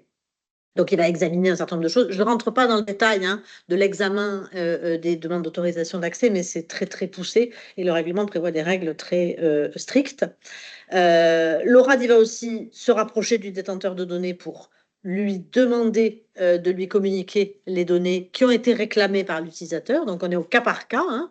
Il ne s'agit pas de tout centraliser auprès de l'ORAD. Il s'agit qu'au cas par cas, dans telle demande d'utilisation, eh bien, l'ORAD va se rapprocher du détenteur et va rapatrier les données. Et si ce sont des données à caractère personnel, il va les mettre à disposition lui-même de l'utilisateur à travers un environnement de traitement sécurisé, à peu près vraiment le même mécanisme que ce qui existe aujourd'hui sur ces sujets-là déjà chez nous. L'ORAD, il est aussi chargé du coup de mettre en œuvre les labels de qualité et d'utilité des données. Hein. C'est très important évidemment, hein, puisque la réutilisation des données suppose que l'utilisateur sache à quelles données il a affaire, j'ai envie de dire ça comme ça, et qu'un niveau de qualité des données est indispensable pour permettre une réutilisation fiable. Donc ça, c'est vraiment la partie permettre l'accès aux données. Il y a ensuite une partie modalité économique du partage des données, on en a parlé, je ne vais pas y revenir dans les détails. C'est l'établissement des redevances et on va dire, les arbitrages à faire en matière de propriété intellectuelle et secret des affaires, donc entre le détenteur et l'utilisateur. C'est ensuite un gros bloc de pouvoir de contrôle, on va dire, a posteriori et de sanctions potentielles pour ceux qui ne jouent pas le jeu, à la fois vis-à-vis des détenteurs et des utilisateurs, hein, un détenteur qui ne communiquerait pas les données, un utilisateur qui ne respecterait pas le périmètre de l'autorisation qui lui a été donnée, par exemple, et de sanctions, donc avec, bien sûr, en collaboration avec donc, la CNIL en France, hein, puisque si jamais il y a le manquement concerne un non-respect d'un droit au titre du RGPD, ben, évidemment, ce sera plutôt la CNIL qui interviendra, mais du coup, il y a une articulation parce qu'il y a un certain nombre d'autres manquements qui vont être sanctionnés et dont la sanction incombera à cet organisme responsable de l'accès aux données. Et enfin, un quatrième volet important, évidemment aussi, qui concerne ce qu'on appelle la transparence et les droits des personnes. Donc la transparence, ça concerne la transparence vis-à-vis de tout le monde, hein, c'est-à-dire la transparence vis-à-vis des utilisateurs potentiels de données, hein, puisque l'ORAD va devoir mettre en place un catalogue national de données pour décrire l'ensemble des données qui sont détenues par tous les détenteurs. Tous les détenteurs doivent lui faire remonter cette information et l'ORAD publie ce catalogue, lequel catalogue est ensuite aussi publié au niveau européen, c'est-à-dire qu'on aura disponible un catalogue européen de toutes les données disponibles dans les 27 États membres.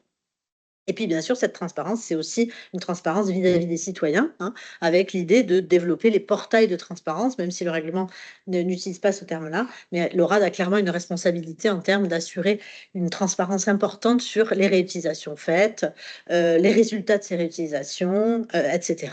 Et bien sûr, d'assurer aussi l'effectivité concrète des droits qui sont reconnus aux personnes concernées. Donc là, vous l'aurez compris, vous aurez peut-être reconnu ici ou là, pour ceux qui sont connaisseurs, des missions qui sont certaines exercées par la plateforme des données de santé, autrement appelée le Health Data Hub, d'autres qui sont exercées par la Commission nationale informatique et liberté, la CNIL, hein, qui délivre par exemple les autorisations d'utilisation secondaire pour en tout cas les données de santé à caractère personnel. Il y a un certain nombre de missions qui sont exercées, pour le moment en tout cas, par personne. Donc l'idée, c'est de réfléchir à voir comment on organise, nous, au niveau national, les différentes compétences qui sont décrites ici et l'organisation, finalement, du mécanisme. Le règlement dit simplement que si on désigne plusieurs organismes responsables de l'accès aux données, il doit y en avoir un qui coordonne. Donc ça, il faut savoir que ce sont des questions qui se posent actuellement dans tous les 27 États membres. Hein. Il y a des États membres qui ont déjà des mécanismes et des organismes et d'autres qui n'ont pas. Donc, je dirais que partout, les 27 réfléchissent à trouver le mécanisme de gouvernance le plus adapté au niveau national. Voilà pour ce qui concerne les organismes responsables de l'accès aux données. On passe maintenant aux points de contact nationaux. Donc là, je vais aller plus vite. Hein. Ça fait partie des éléments qui vous ont été décrits déjà à la fois par Aline et par Louisa. Donc là, il s'agit vraiment du portail technique qui va permettre de se connecter à Ma Santé ATUE pour l'usage primaire et à Données de santé ATUE pour l'utilisation secondaire. Donc, c'est alors, dans le jargon anglais, on appelle ça les NCP, c'est les National Contact Points. Donc, aujourd'hui, on en a un qui est l'Agence du numérique en santé pour l'utilisation primaire, qui donc est déjà opérationnel sous l'égide de la directive soins transfrontaliers. On n'en a pas pour l'utilisation secondaire. La plateforme des données de santé a développé un projet pilote qui est venu préfigurer un petit peu ce que pourrait être ce point de contact national. Mais pour l'instant, sur ce deuxième volet, on ne l'a pas encore. Et donc, il doit répondre, ce point de contact national, à un cahier des charges, évidemment, qui est fixé par la Commission européenne, puisqu'il s'agit vraiment d'interconnecter entre eux les différents points de contact nationaux des 27 États membres. Et donc, ces points de contact nationaux, ils sont supervisés par les autorités dont je viens de parler. Ils peuvent être aussi au sein de ces autorités. Voilà, ça c'était rapidement sur les points de contact nationaux. Et puisque voilà. Donc là, on évoque rapidement, de manière assez succincte, mais c'est important parce que c'est un sujet qui est relativement nouveau, puisque ce règlement, il prévoit des sanctions en cas de non-respect du règlement. Donc, il y a un certain nombre de sanctions qui sont fixées en dur dans le règlement. Ce sont les sanctions prévues à l'article 64 du règlement. Donc, ce sont des sanctions qui concernent uniquement l'utilisation secondaire, donc le chapitre 4, et qui s'appliquent aux détenteurs de données d'une part et à l'utilisateur de données d'autre part. Donc, en gros, c'est quand il ne respecte pas les règles du jeu. Et ce sont des sanctions de deux natures, on va dire. Il y a des sanctions, on va dire, purement administratives, qui vont consister à exclure du mécanisme prévu dans l'espace européen de données de santé pour 5 ans celui ou celle qui ne jouerait pas le jeu, aussi bien côté détenteur qu'utilisateur. Donc, ça veut dire que c'est réciproque. L'organisme ne pourra plus demander des données et sera complètement banni du mécanisme. En revanche, pour le détenteur de données qui serait banni du mécanisme, en fait, lui, ça le pénalise uniquement parce qu'il ne pourra plus demander à être utilisateur, parce que souvent, les détenteurs sont aussi utilisateurs. Hein. Et en revanche, il continuera d'être tenu à l'obligation de mettre à disposition ces données. Et puis, il peut y avoir donc des pénalités financières en cas de non-respect d'un certain nombre de règles. Et puis, pour l'utilisateur, bien lui, la sanction administrative, ça va être la révocation du permis de l'autorisation de données. Et on arrête immédiatement toute utilisation. Et il y a également, en marge de ces sanctions administratives, des sanctions financières qui sont des amendes qui vont entre 10 et 20 millions d'euros et entre 2 et 4% du chiffre d'affaires mondial annuel de la boîte. Donc, ça reste assez comparable à ce qui est prévu en réalité dans le RGPD. Donc, ça, c'est pour les sanctions qui sont harmonisées, c'est-à-dire qui sont les mêmes dans les 27 États membres et qui sont obligatoirement prévues. Et ensuite, le règlement, il prévoit, dans un article 99, il dit « Et au fait, vous, les États membres, vous devez prévoir d'autres sanctions pour la violation des autres dispositions du règlement. » Mais là-dessus, il laisse une marge de manœuvre aux États membres, et ça fait partie aussi, évidemment, des sujets sur lesquels on va vous concerter avant de, évidemment, définir celles des dispositions qui nous paraissent devoir justifier de prendre des sanctions et quelles sanctions.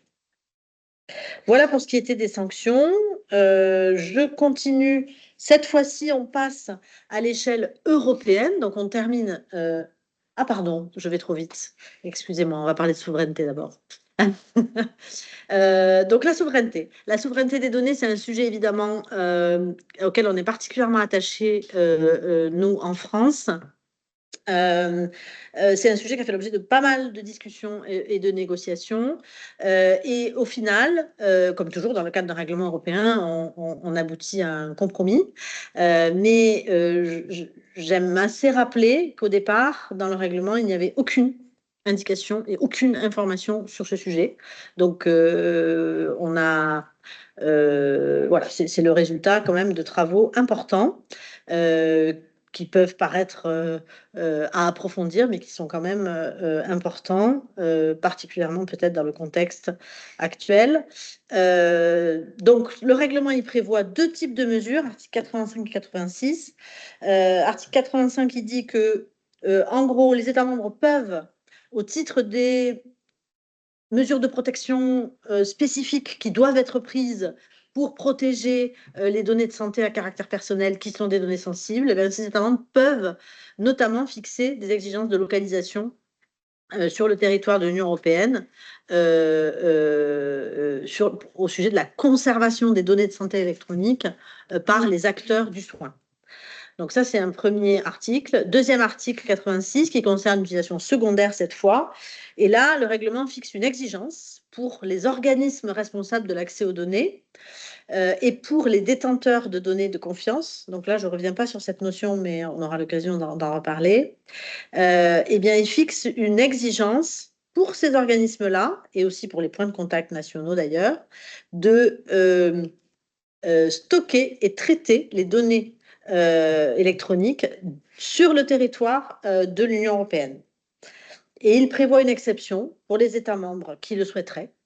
Ils peuvent déroger à cette obligation de stockage et de traitement sur le territoire de l'Union européenne pour ajouter la possibilité de stocker et de traiter sur le territoire d'un pays reconnu adéquat, entre guillemets, au sens du RGPD.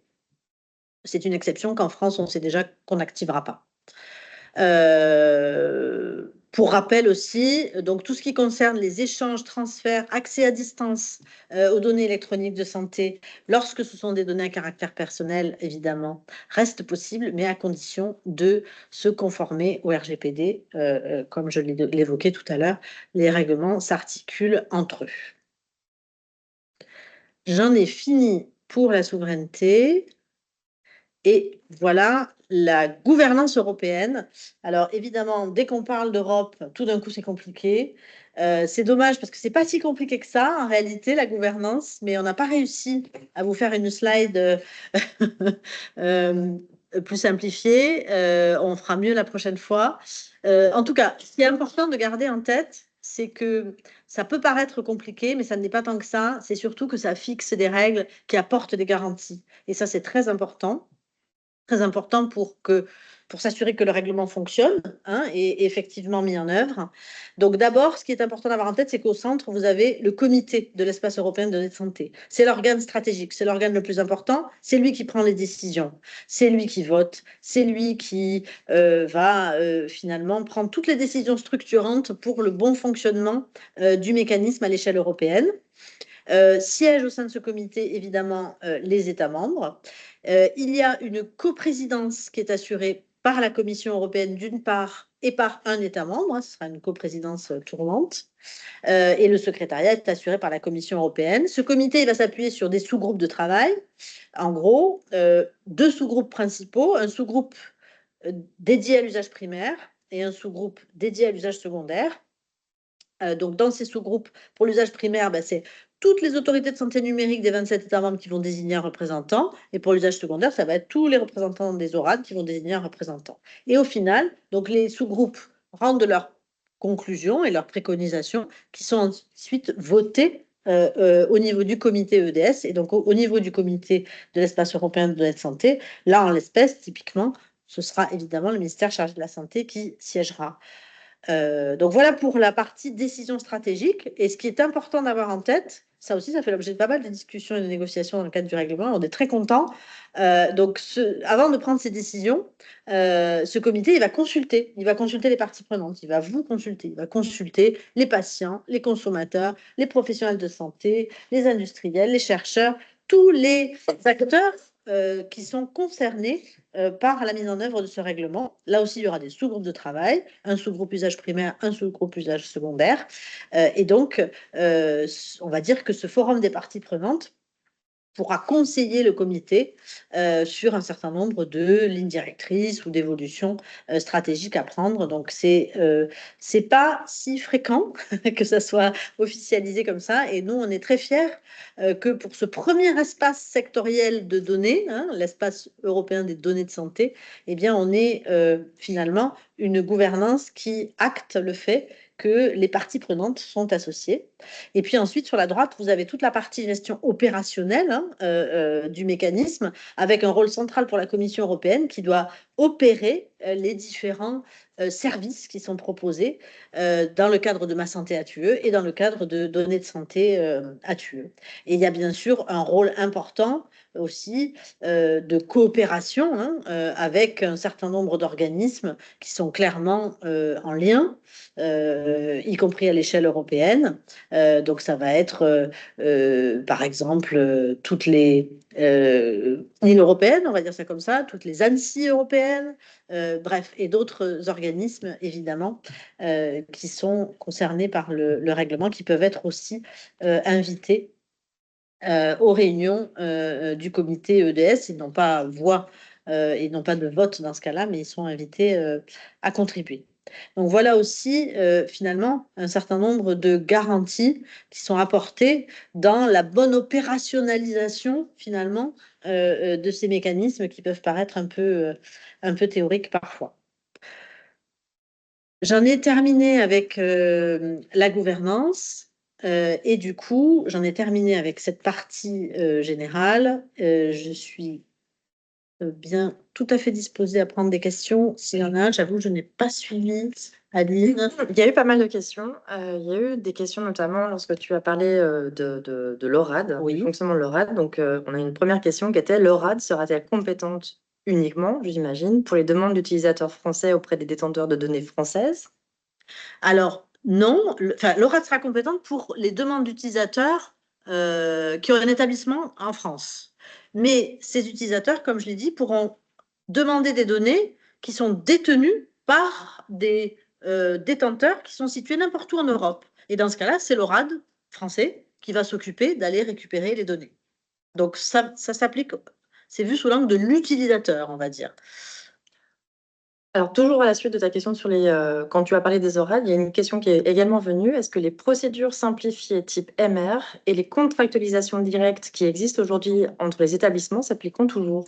Eh bien, excellente question. Ça rebondit vraiment sur la diapo que vous a présentée Louisa tout à l'heure, qui rappelle, donc le règlement, il a bien prévu justement, il ne vient pas écraser les mécanismes nationaux existants, il vient finalement renforcer la facilitation de l'utilisation secondaire. Donc, tout ce qui existait déjà au niveau national et tout ce qui est prévu d'exister, que ce soit aussi bien côté public que côté privé, et qui marche déjà, qui permet déjà une réutilisation effective des données, évidemment que nous, on va le préserver, on va capitaliser sur l'existant et sur ce qui fonctionne pour, au contraire, même le développer peut-être davantage, l'idée étant vraiment de respecter l'esprit de ce règlement qui est faciliter l'accès aux données sans baisser le niveau de protection. Il y a une question qui se réfère au GCS. Est-ce qu'ils pourront se voir qualifiés d'ORAD régional, par exemple? Alors, a priori, ça c'est une question qui est déjà, qui nous est déjà remontée dans le cadre notamment des discussions en cours sur la stratégie nationale relative à l'utilisation secondaire des données de santé. La qualification d'ORAD, dans la logique du règlement, en tout cas, on l'a vu hein, avec toutes les missions qui lui sont confiées, elle ne s'inscrit pas vraiment dans une logique locale. Donc, ce n'est pas une question de personnalité morale, hein, ce n'est pas la question de savoir est-ce qu'un GCS ou tel type d'organisme, ce n'est pas ça la question. L'ORAD, ça doit être un organisme public, mais a priori, on est plutôt dans une logique d'organisme national. Et pour les organismes locaux qui voudraient finalement, ou qui voudraient capitaliser sur leur expertise déjà, parce qu'ils ont déjà un certain nombre de missions qui ressemblent un peu à celles de l'ORAD. Je pense notamment à ceux qui peuvent avoir un environnement de traitement sécurisé dans lequel aujourd'hui ils mettent effectivement à disposition des données. Pour cela, on est plutôt dans l'orientation, en tout cas c'est l'esprit du règlement, c'est ça, de les désigner comme détenteurs de données de confiance, à condition bien sûr qu'ils remplissent un certain nombre de conditions. Mais encore une fois, les sujets ne sont pas arbitrés non plus complètement. Donc, clairement, ça fait partie des questions qui seront soumises à arbitrage. Il ne faut pas oublier non plus qu'on va aussi, nous, être soumis à un certain nombre de contraintes nationales, pour le coup, budgétaires et organisationnelles, qui font que il y a un examen évidemment par le Parlement qui sera fait, puisqu'il faut faire des retouches de niveau législatif, y compris pour désigner à la fois l'autorité de santé numérique et l'organisme responsable de l'accès aux données. Et on sait que le Parlement est très regardant sur la création de nouveaux organismes, parce que ça a un impact en termes de coûts. Voilà, ça fait partie des paramètres de l'équation. Encore une question sur les ORAD. La capacité des ORAD à contrôler le respect des usages de la donnée de santé et des intérêts cachés est le point d'inquiétude principal pour les établissements. Comment s'assurer que la rigueur sera au même niveau dans les différents pays? Alors, il y a un certain nombre de règles qui sont quand même définies au niveau du règlement et qui seront précisées aussi dans les actes d'exécution du règlement. Et je dirais que là, pour le coup, c'est la Commission européenne qui veille à la manœuvre et le comité de l'espace européen de données de santé dont on a parlé en termes de gouvernance, qui sera vraiment là pour veiller à ça, justement. Et donc, si jamais il y avait des disparités qui apparaissaient, d'abord, elles se verraient très rapidement. Et clairement, ça fait partie des sujets que le comité que je viens de vous présenter à l'instant sera chargé de vérifier. Mais c'est évidemment un point d'attention, vous avez raison. Il y avait une question sur l'articulation de la plateforme données de santé et Health Data at UE. Alors, je vais reformuler pour être sûr de bien comprendre. En fait, aujourd'hui, la plateforme des données de santé, elle a notamment piloté un projet européen qui a aidé à préfigurer la connexion à données de santé à TUE. Donc, voilà ce que je peux dire à ce stade, en tout cas, de l'articulation entre ces deux organismes. Et on est dans le stade de la préfiguration. Hein. Pour l'instant, ça n'a pas encore été... On est dans le stade du prototype, on va dire ça comme ça. Ça n'a pas encore été développé. On a eu une autre question. Alors, c'est aussi une question qui revient plutôt sur le volet utilisation secondaire. Mais puisque tu en as parlé pendant le point sur la gouvernance, garantir la qualité des données, c'est compliqué. Et le garantir dans la durée encore plus, ça passe par une certaine proximité entre producteurs et utilisateurs. Et là, nous, on vient d'entendre parler d'un ORAD qui vient du coup faire un peu l'intermédiaire. Donc, la question, c'est le règlement risque de favoriser un éloignement producteur-utilisateur. Comment est-ce qu'on peut traiter ce point de la relation directe producteur-utilisateur? Alors, je comprends tout à fait cette question-là.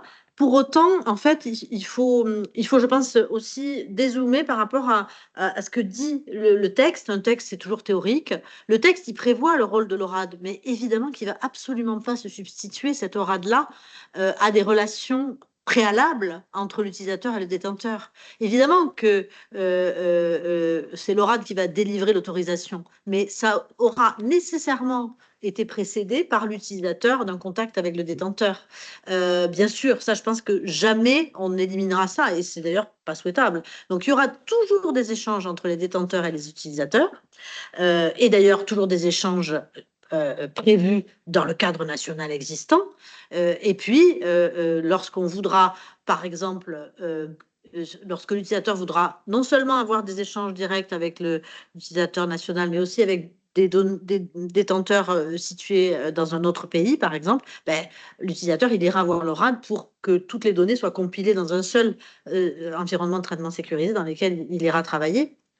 Donc, je pense que ça ne se substituera jamais, et je ne crois pas qu'il y aura un éloignement en pratique, en effet, entre les deux familles, on va dire, et entre les deux intéressés. En tout cas, je pense que c'est pas souhaitable, je partage la remarque. Alors pour revenir cette fois plutôt sur les questions, les points relatifs à l'autorité de santé numérique et l'autorité de surveillance des marchés, on avait une première question. Ces autorités sont-elles des agences gouvernementales ou des administrations ou encore autre chose? Alors, le règlement, il ne prévoit pas de forme précise. Il dit que ça doit être des organismes publics désignés par l'État. Ce qu'il prévoit, en revanche, le règlement appelle l'attention, et c'est bien qu'il le rappelle, mais ça paraît quand même évident, qu'il faut faire bien attention à bien cloisonner, notamment quand les missions sont confiées à un seul et même organisme ou à une seule et même autorité, bien cloisonner les différentes missions pour éviter tout conflit d'intérêts, bien sûr, hein.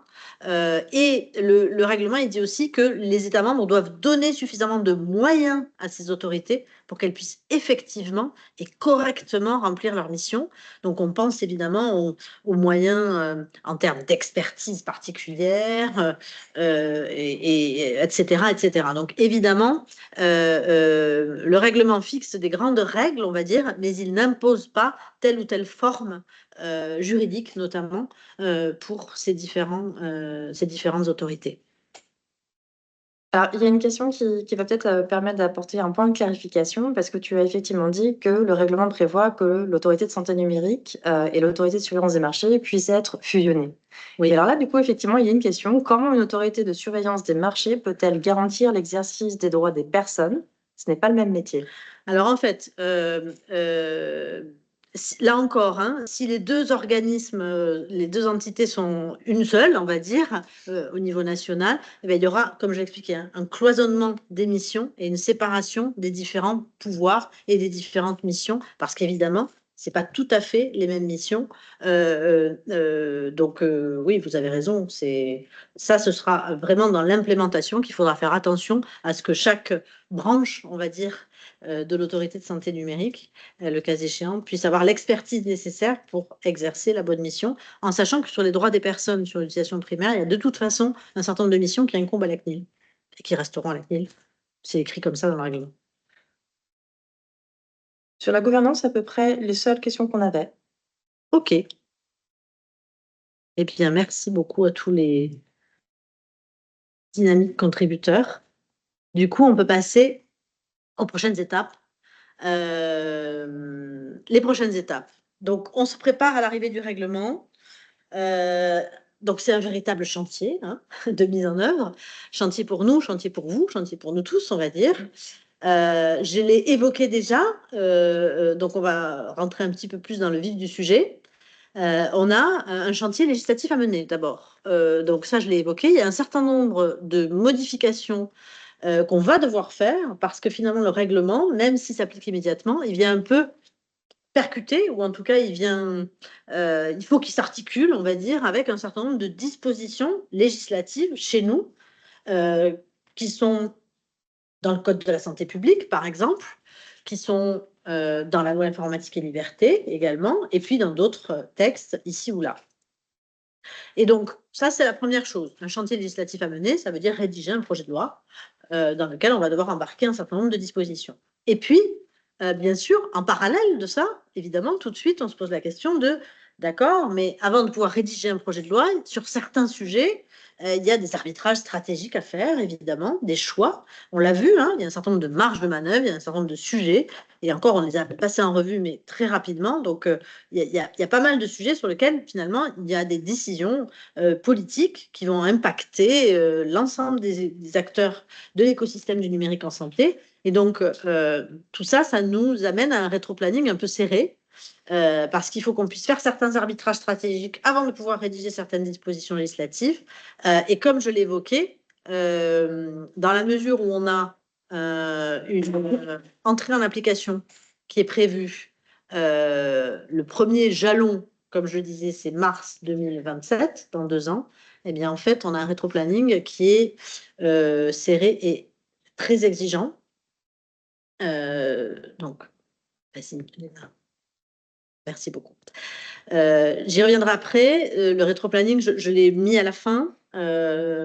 Mais pour faire court, on doit avoir un projet de loi, j'y reviendrai, rédigé en septembre, à l'automne. Donc, pour qu'il puisse raisonnablement en fait être adopté, parce qu'il y a des concertations obligatoires préalables, et pour qu'il puisse raisonnablement être adopté et publié et promulgué avant mars 2027. Du coup, on s'est mis un ordre de marche au sein de la DNS depuis pas mal de temps déjà. On a préparé en fait un certain nombre de sujets et de thèmes qu'on a appelés des fiches arbitrage, finalement, pour lesquels on va concerter, parce que vous savez qu'à la DNS, c'est un peu notre marque de fabrique. Hein, on ne réfléchit pas en chambre, on concerte, on consulte. Alors ça prend du temps, c'est exigeant, et parfois on le fait dans des délais très serrés, mais on se dit toujours que c'est mieux que de ne pas consulter. Donc là, l'idée, c'est d'abord, ce qu'on a fait, c'est qu'on a donc rédigé un certain nombre de fiches, préparé des problématiques, des thématiques qu'on a identifiées, sur lesquelles il y a des marges de manœuvre, il y a des diverses possibilités finalement d'appliquer le règlement chez nous en France. On a essayé d'identifier des scénarios envisageables, hein, raisonnables, et puis les impacts associés à ces différents scénarios, et partant de là, ça va nous aider à faire les arbitrages nécessaires. Donc, on a réparti ces fiches en 3 thèmes.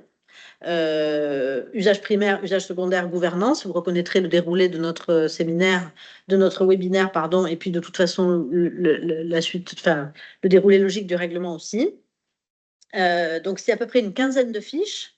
Sur l'usage primaire, la première fiche, c'est faire de mon espace santé le service d'accès aux données pour les citoyens tel qu'il est prévu dans le règlement.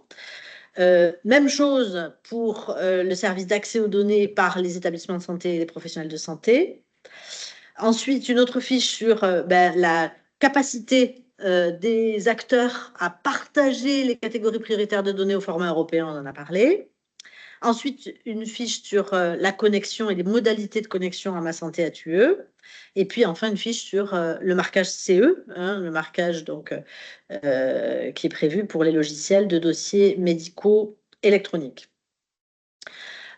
Sur le volet usage secondaire, on a prévu aussi une série de fiches. Une première sur les droits des personnes, hein, et les modalités d'exercice de ces droits. Ensuite, 2 fiches relatives aux modalités d'utilisation secondaire, une sous l'angle gouvernance, une sous l'angle modèle équilibré économique, hein, voilà, qui va parler de redevances notamment. Et puis une autre, enfin, sur des sujets un peu divers dans lesquels on a regroupé les modalités d'évaluation éthique des réutilisations et les questions qui touchent aux données et à l'enrichissement des données notamment. Et puis enfin, sur la gouvernance, donc ça, vous l'aurez compris, une fiche sur la désignation des autorités, que ce soit usage primaire et usage secondaire. Une fiche sur les points de contact nationaux également, une fiche sur la sécurisation des données ou la souveraineté au sens large, et puis une fiche sur les sanctions, j'en ai parlé également. Voilà en gros pour les différentes fiches thématiques qui là vous sont présentées de manière extrêmement succincte, mais on a prévu évidemment de vous en parler de manière beaucoup plus précise. En fait, on a imaginé, nous, une concertation en 2 temps. une concertation d'abord de ce qu'on appelle le premier cercle, c'est-à-dire les organismes publics, on va dire, directement concernés par le règlement. Et puis, une fois qu'on aura fait cette concertation du premier cercle, une concertation dite du deuxième cercle, alors là, très élargie, hein, à tout l'ensemble de l'écosystème, avec aussi certains organismes publics, mais qui sont peut-être un tout petit peu moins directement impactés, en tout cas par le règlement, et puis l'ensemble des acteurs d'écosystème, les représentants de patients, de professionnels de santé, d'établissements, toutes les représentants des entreprises du numérique en santé, bien sûr. Donc voilà cette concertation un peu en 2 temps. Il ne s'agit pas d'un avis officiel, il ne s'agit pas de dérouler tout le règlement. On aura l'occasion de rediscuter par la suite, mais là, il s'agit de faire une concertation flash, rapide et qui doit arriver très vite pour nous permettre de poursuivre nos travaux sur un certain nombre de scénarios qu'on envisage, hein. Donc, il s'agit de vous solliciter pour que vous puissiez réagir, en tout cas, à ces différents scénarios qu'on envisage. Alors, est-ce qu'on peut aller à la diapo suivante? Merci beaucoup. Donc, pour les concertations du premier cercle, le timing, il est extrêmement serré. Il sera serré aussi, hein, pour le deuxième cercle. Donc, je suis navrée, mais malheureusement, on est vraiment, nous aussi, contraints à peu près de la même manière et même de façon encore plus forte pour avancer. Donc, l'idée, c'est qu'on va organiser très rapidement une forme de mini-webinaire pour présenter les fiches thématiques au premier cercle, concerter et lancer peut-être des ateliers, bien sûr, en bilatéral pour discuter de ces différentes fiches thématiques. Donc ça, on a prévu, on a programmé en tout cas que ça se déroule entre le mi-mars et mi-avril, donc ça va être extrêmement serré. Tenez-vous prêts, mais normalement, les personnes concernées ont déjà été plus ou moins informées et se tiennent déjà prêtes. Et puis ensuite, concertation du deuxième cercle. Donc là, il y a beaucoup plus d'acteurs, évidemment, hein, c'est beaucoup plus vaste. Et donc là, on a prévu de découper en 4 réunions de lancement qu'on a imaginées de manière thématique. Après, chacun s'inscrit où il veut, hein, peu importe. Mais l'idée, c'est on se voyait mal faire quelque chose de trop général, regroupant tout le monde. Ça me paraissait vraiment peu réaliste, puisque l'idée, c'est de présenter les différentes fiches là aussi. Et de recueillir. Donc, il faut que ce soit un minimum. Ça va être donc des réunions de lancement qui vont être un peu générales. Et après ça, une fois qu'on aura présenté les fiches, on invitera ceux qui le souhaitent, et ça c'est la slide suivante, à s'inscrire en fait à des ateliers de travail, ceux qui le souhaitent, ceux qui ont des choses à dire. Donc, il y en a qui pourront nous envoyer des contributions écrites, puis il y en a qui voudront, mais ce sera une très bonne chose, participer à ces ateliers. Donc, pendant Santexpo, donc mi-mai, on va organiser 3 ateliers de travail pour discuter de ça avec les organismes ou les personnes qui souhaitent s'inscrire. Donc, un atelier dédié à l'usage primaire, un atelier dédié à l'usage secondaire, un atelier dédié à la gouvernance. Et dans chacun de ces ateliers, on invoquera les fiches que je vous ai présentées juste avant. Donc ça, ce sera mi-mai. Et ensuite, on poursuivra nos arbitrages politiques un peu plus cette fois. Donc voilà le calendrier, hein, des différentes consultations qui vont nous permettre d'arriver aux grands arbitrages généraux. Donc, une fois qu'on a concerté le premier cercle et le second cercle, on va chercher l'arbitrage politique, on va dire ça comme ça. Et puis ensuite, on fait une restitution aux acteurs du premier cercle parce que les choses auront pu évoluer entre les deux. Ensuite, on va chercher l'arbitrage politique élargi entre les différents ministères, hein, et en rime, bien sûr. Et enfin, notre objectif, c'est de présenter les arbitrages retenus en restitution publique pour le dernier Conseil du numérique en santé avant l'été, donc le 24 juin. Dans l'idée où, je vous le rappelle, comme notre projet de loi doit être bouclé pour septembre, forcément, il faut qu'on ait un certain nombre d'arbitrages faits avant pour pouvoir rédiger certaines dispositions législatives qui vont devoir l'être. Donc, je suis tout à fait consciente que ce calendrier est peut-être un peu ambitieux et en tout cas très serré, donc j'en suis navrée, mais on a difficilement les moyens de faire autrement. C'est pour ça qu'on avait bien précisé dans l'invitation à ce webinaire qu'il était vraiment important de lire le règlement, de se l'approprier, etc., pour que vous puissiez vous contribuer le plus efficacement possible une fois qu'on vous aura présenté concrètement les fiches thématiques. Donc là, c'est un peu une introduction, on va dire ça comme ça, un peu du teasing, mais donc tenez-vous prêts. On va revenir vers vous. Donc, acteurs du premier cercle, il y en a certainement parmi vous qui en font partie, qui sont connectés, on va dire, à partir de la semaine prochaine. Et acteurs du second cercle, ça va arriver vite, dans une période en plus avec les ponts du mois de mai, etc. Mais malheureusement, on est aussi contraint que vous par ce calendrier ambitieux. Voilà pour ce qui concerne la partie arbitrage. Et enfin, un petit survol rapide des actions de communication qu'on a prévues sur le sujet. Donc, la page du ministère, je vous ai mis dans le chat le lien.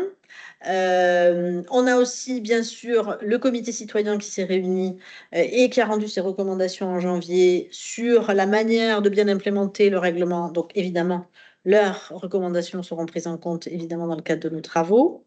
On publie également des vidéos LinkedIn, vous avez peut-être déjà vu. Abonnez-vous au compte LinkedIn de la DNS, parce que tous les mois, on publie une vidéo sur le règlement. C'est des épisodes qu'on a commencé en décembre dernier. Ensuite, je l'ai évoqué, Santexpo, on sera là à la fois pour les ateliers, mais aussi pour venir à la rencontre des acteurs, évidemment. Et puis, on participera aussi activement à la conférence organisée par IMSS Europe, qui se tient à Paris cette année. Et on va faire notamment un événement dédié à l'espace européen de données de santé sous l'angle européen. Donc là, on invitera pas mal de nos homologues pour parler mise en œuvre et benchmark européen de la mise en œuvre du règlement. Et enfin, on organise, en tout cas, pour nous, c'est un peu le point d'orgue de nos actions de com sur le règlement cette année. En tout cas, on organisera une conférence en septembre prochain avec vous, avec tous les acteurs qui le souhaitent, pour parler mise en œuvre du règlement en France. Mais il me reste à vous remercier. Il y a peut-être des questions encore dans le chat sur cette partie-là. Alors, c'était pas nécessairement des questions, en fait, c'est des points, et ça, c'est peut-être ce qu'on peut aussi dire à toutes les personnes qui ont été très actives dans le chat. C'est plutôt des propositions, par exemple, dans le second cercle, d'ajouter des acteurs qui n'étaient pas nécessairement mentionnés dans le slide. Le slide était assez général sur le deuxième cercle, c'est des familles. Oui. Voilà, qu'on va. Et bien donc, sûr, évidemment, bien sûr qu'il y a le NEM, le SNITEM, l'UMEOM, évidemment, évidemment. Oui, évidemment. Voilà. C'est juste que la slide, on ne pouvait pas te mettre tout le monde parce qu'on avait une slide qui explosait. Mais bien sûr, c'est les représentants des entreprises du numérique en santé, bien sûr. Bien sûr. Et je pense que globalement, de toute façon, c'est aussi l'exercice du webinaire. Ça fait partie des éléments de concertation, puisqu'on va prêter attention à l'ensemble des questions qui ont été aussi posées, Absolument. auxquelles on n'a pas nécessairement pu répondre. Absolument. Mais qui alimentent nos réflexions dans les travaux en cours. Absolument. Absolument. Écoutez, il nous reste à vous remercier chaleureusement de votre contribution un peu tardive sur un horaire un petit peu compliqué. Donc, merci beaucoup. Merci à tout le monde. Moi, je suis vraiment hyper contente de voir qu'il y a beaucoup de questions, il y a beaucoup de réactions. Donc, c'est super parce qu'il faut s'emparer de ce sujet-là. Il n'est pas question que ce sujet reste notre apanage à nous, à la DNS. Donc merci beaucoup. Merci aussi à l'équipe qui a contribué à organiser ce webinaire. On fait ça un peu avec les moyens du bord. Merci de votre indulgence aussi. Voilà. Et voilà, pour moi, c'est... Alors, comme la question arrive à nouveau, on peut Oui. conclure en disant que oui, effectivement, à la fois la vidéo et le support Absolument. seront mis à disposition. Sur la page du site web dans lequel j'ai mis le lien au début de la conversation. On va la mettre à jour rapidement. Je ne peux pas vous dire précisément quand, mais en tout cas, rapidement, on mettra l'enregistrement et les slides. Bon, merci beaucoup. Et puis, je vous souhaite une excellente soirée à tout le monde. Et puis, à bientôt, de toute façon. Bonne soirée. Bonne soirée. Au revoir. Au revoir.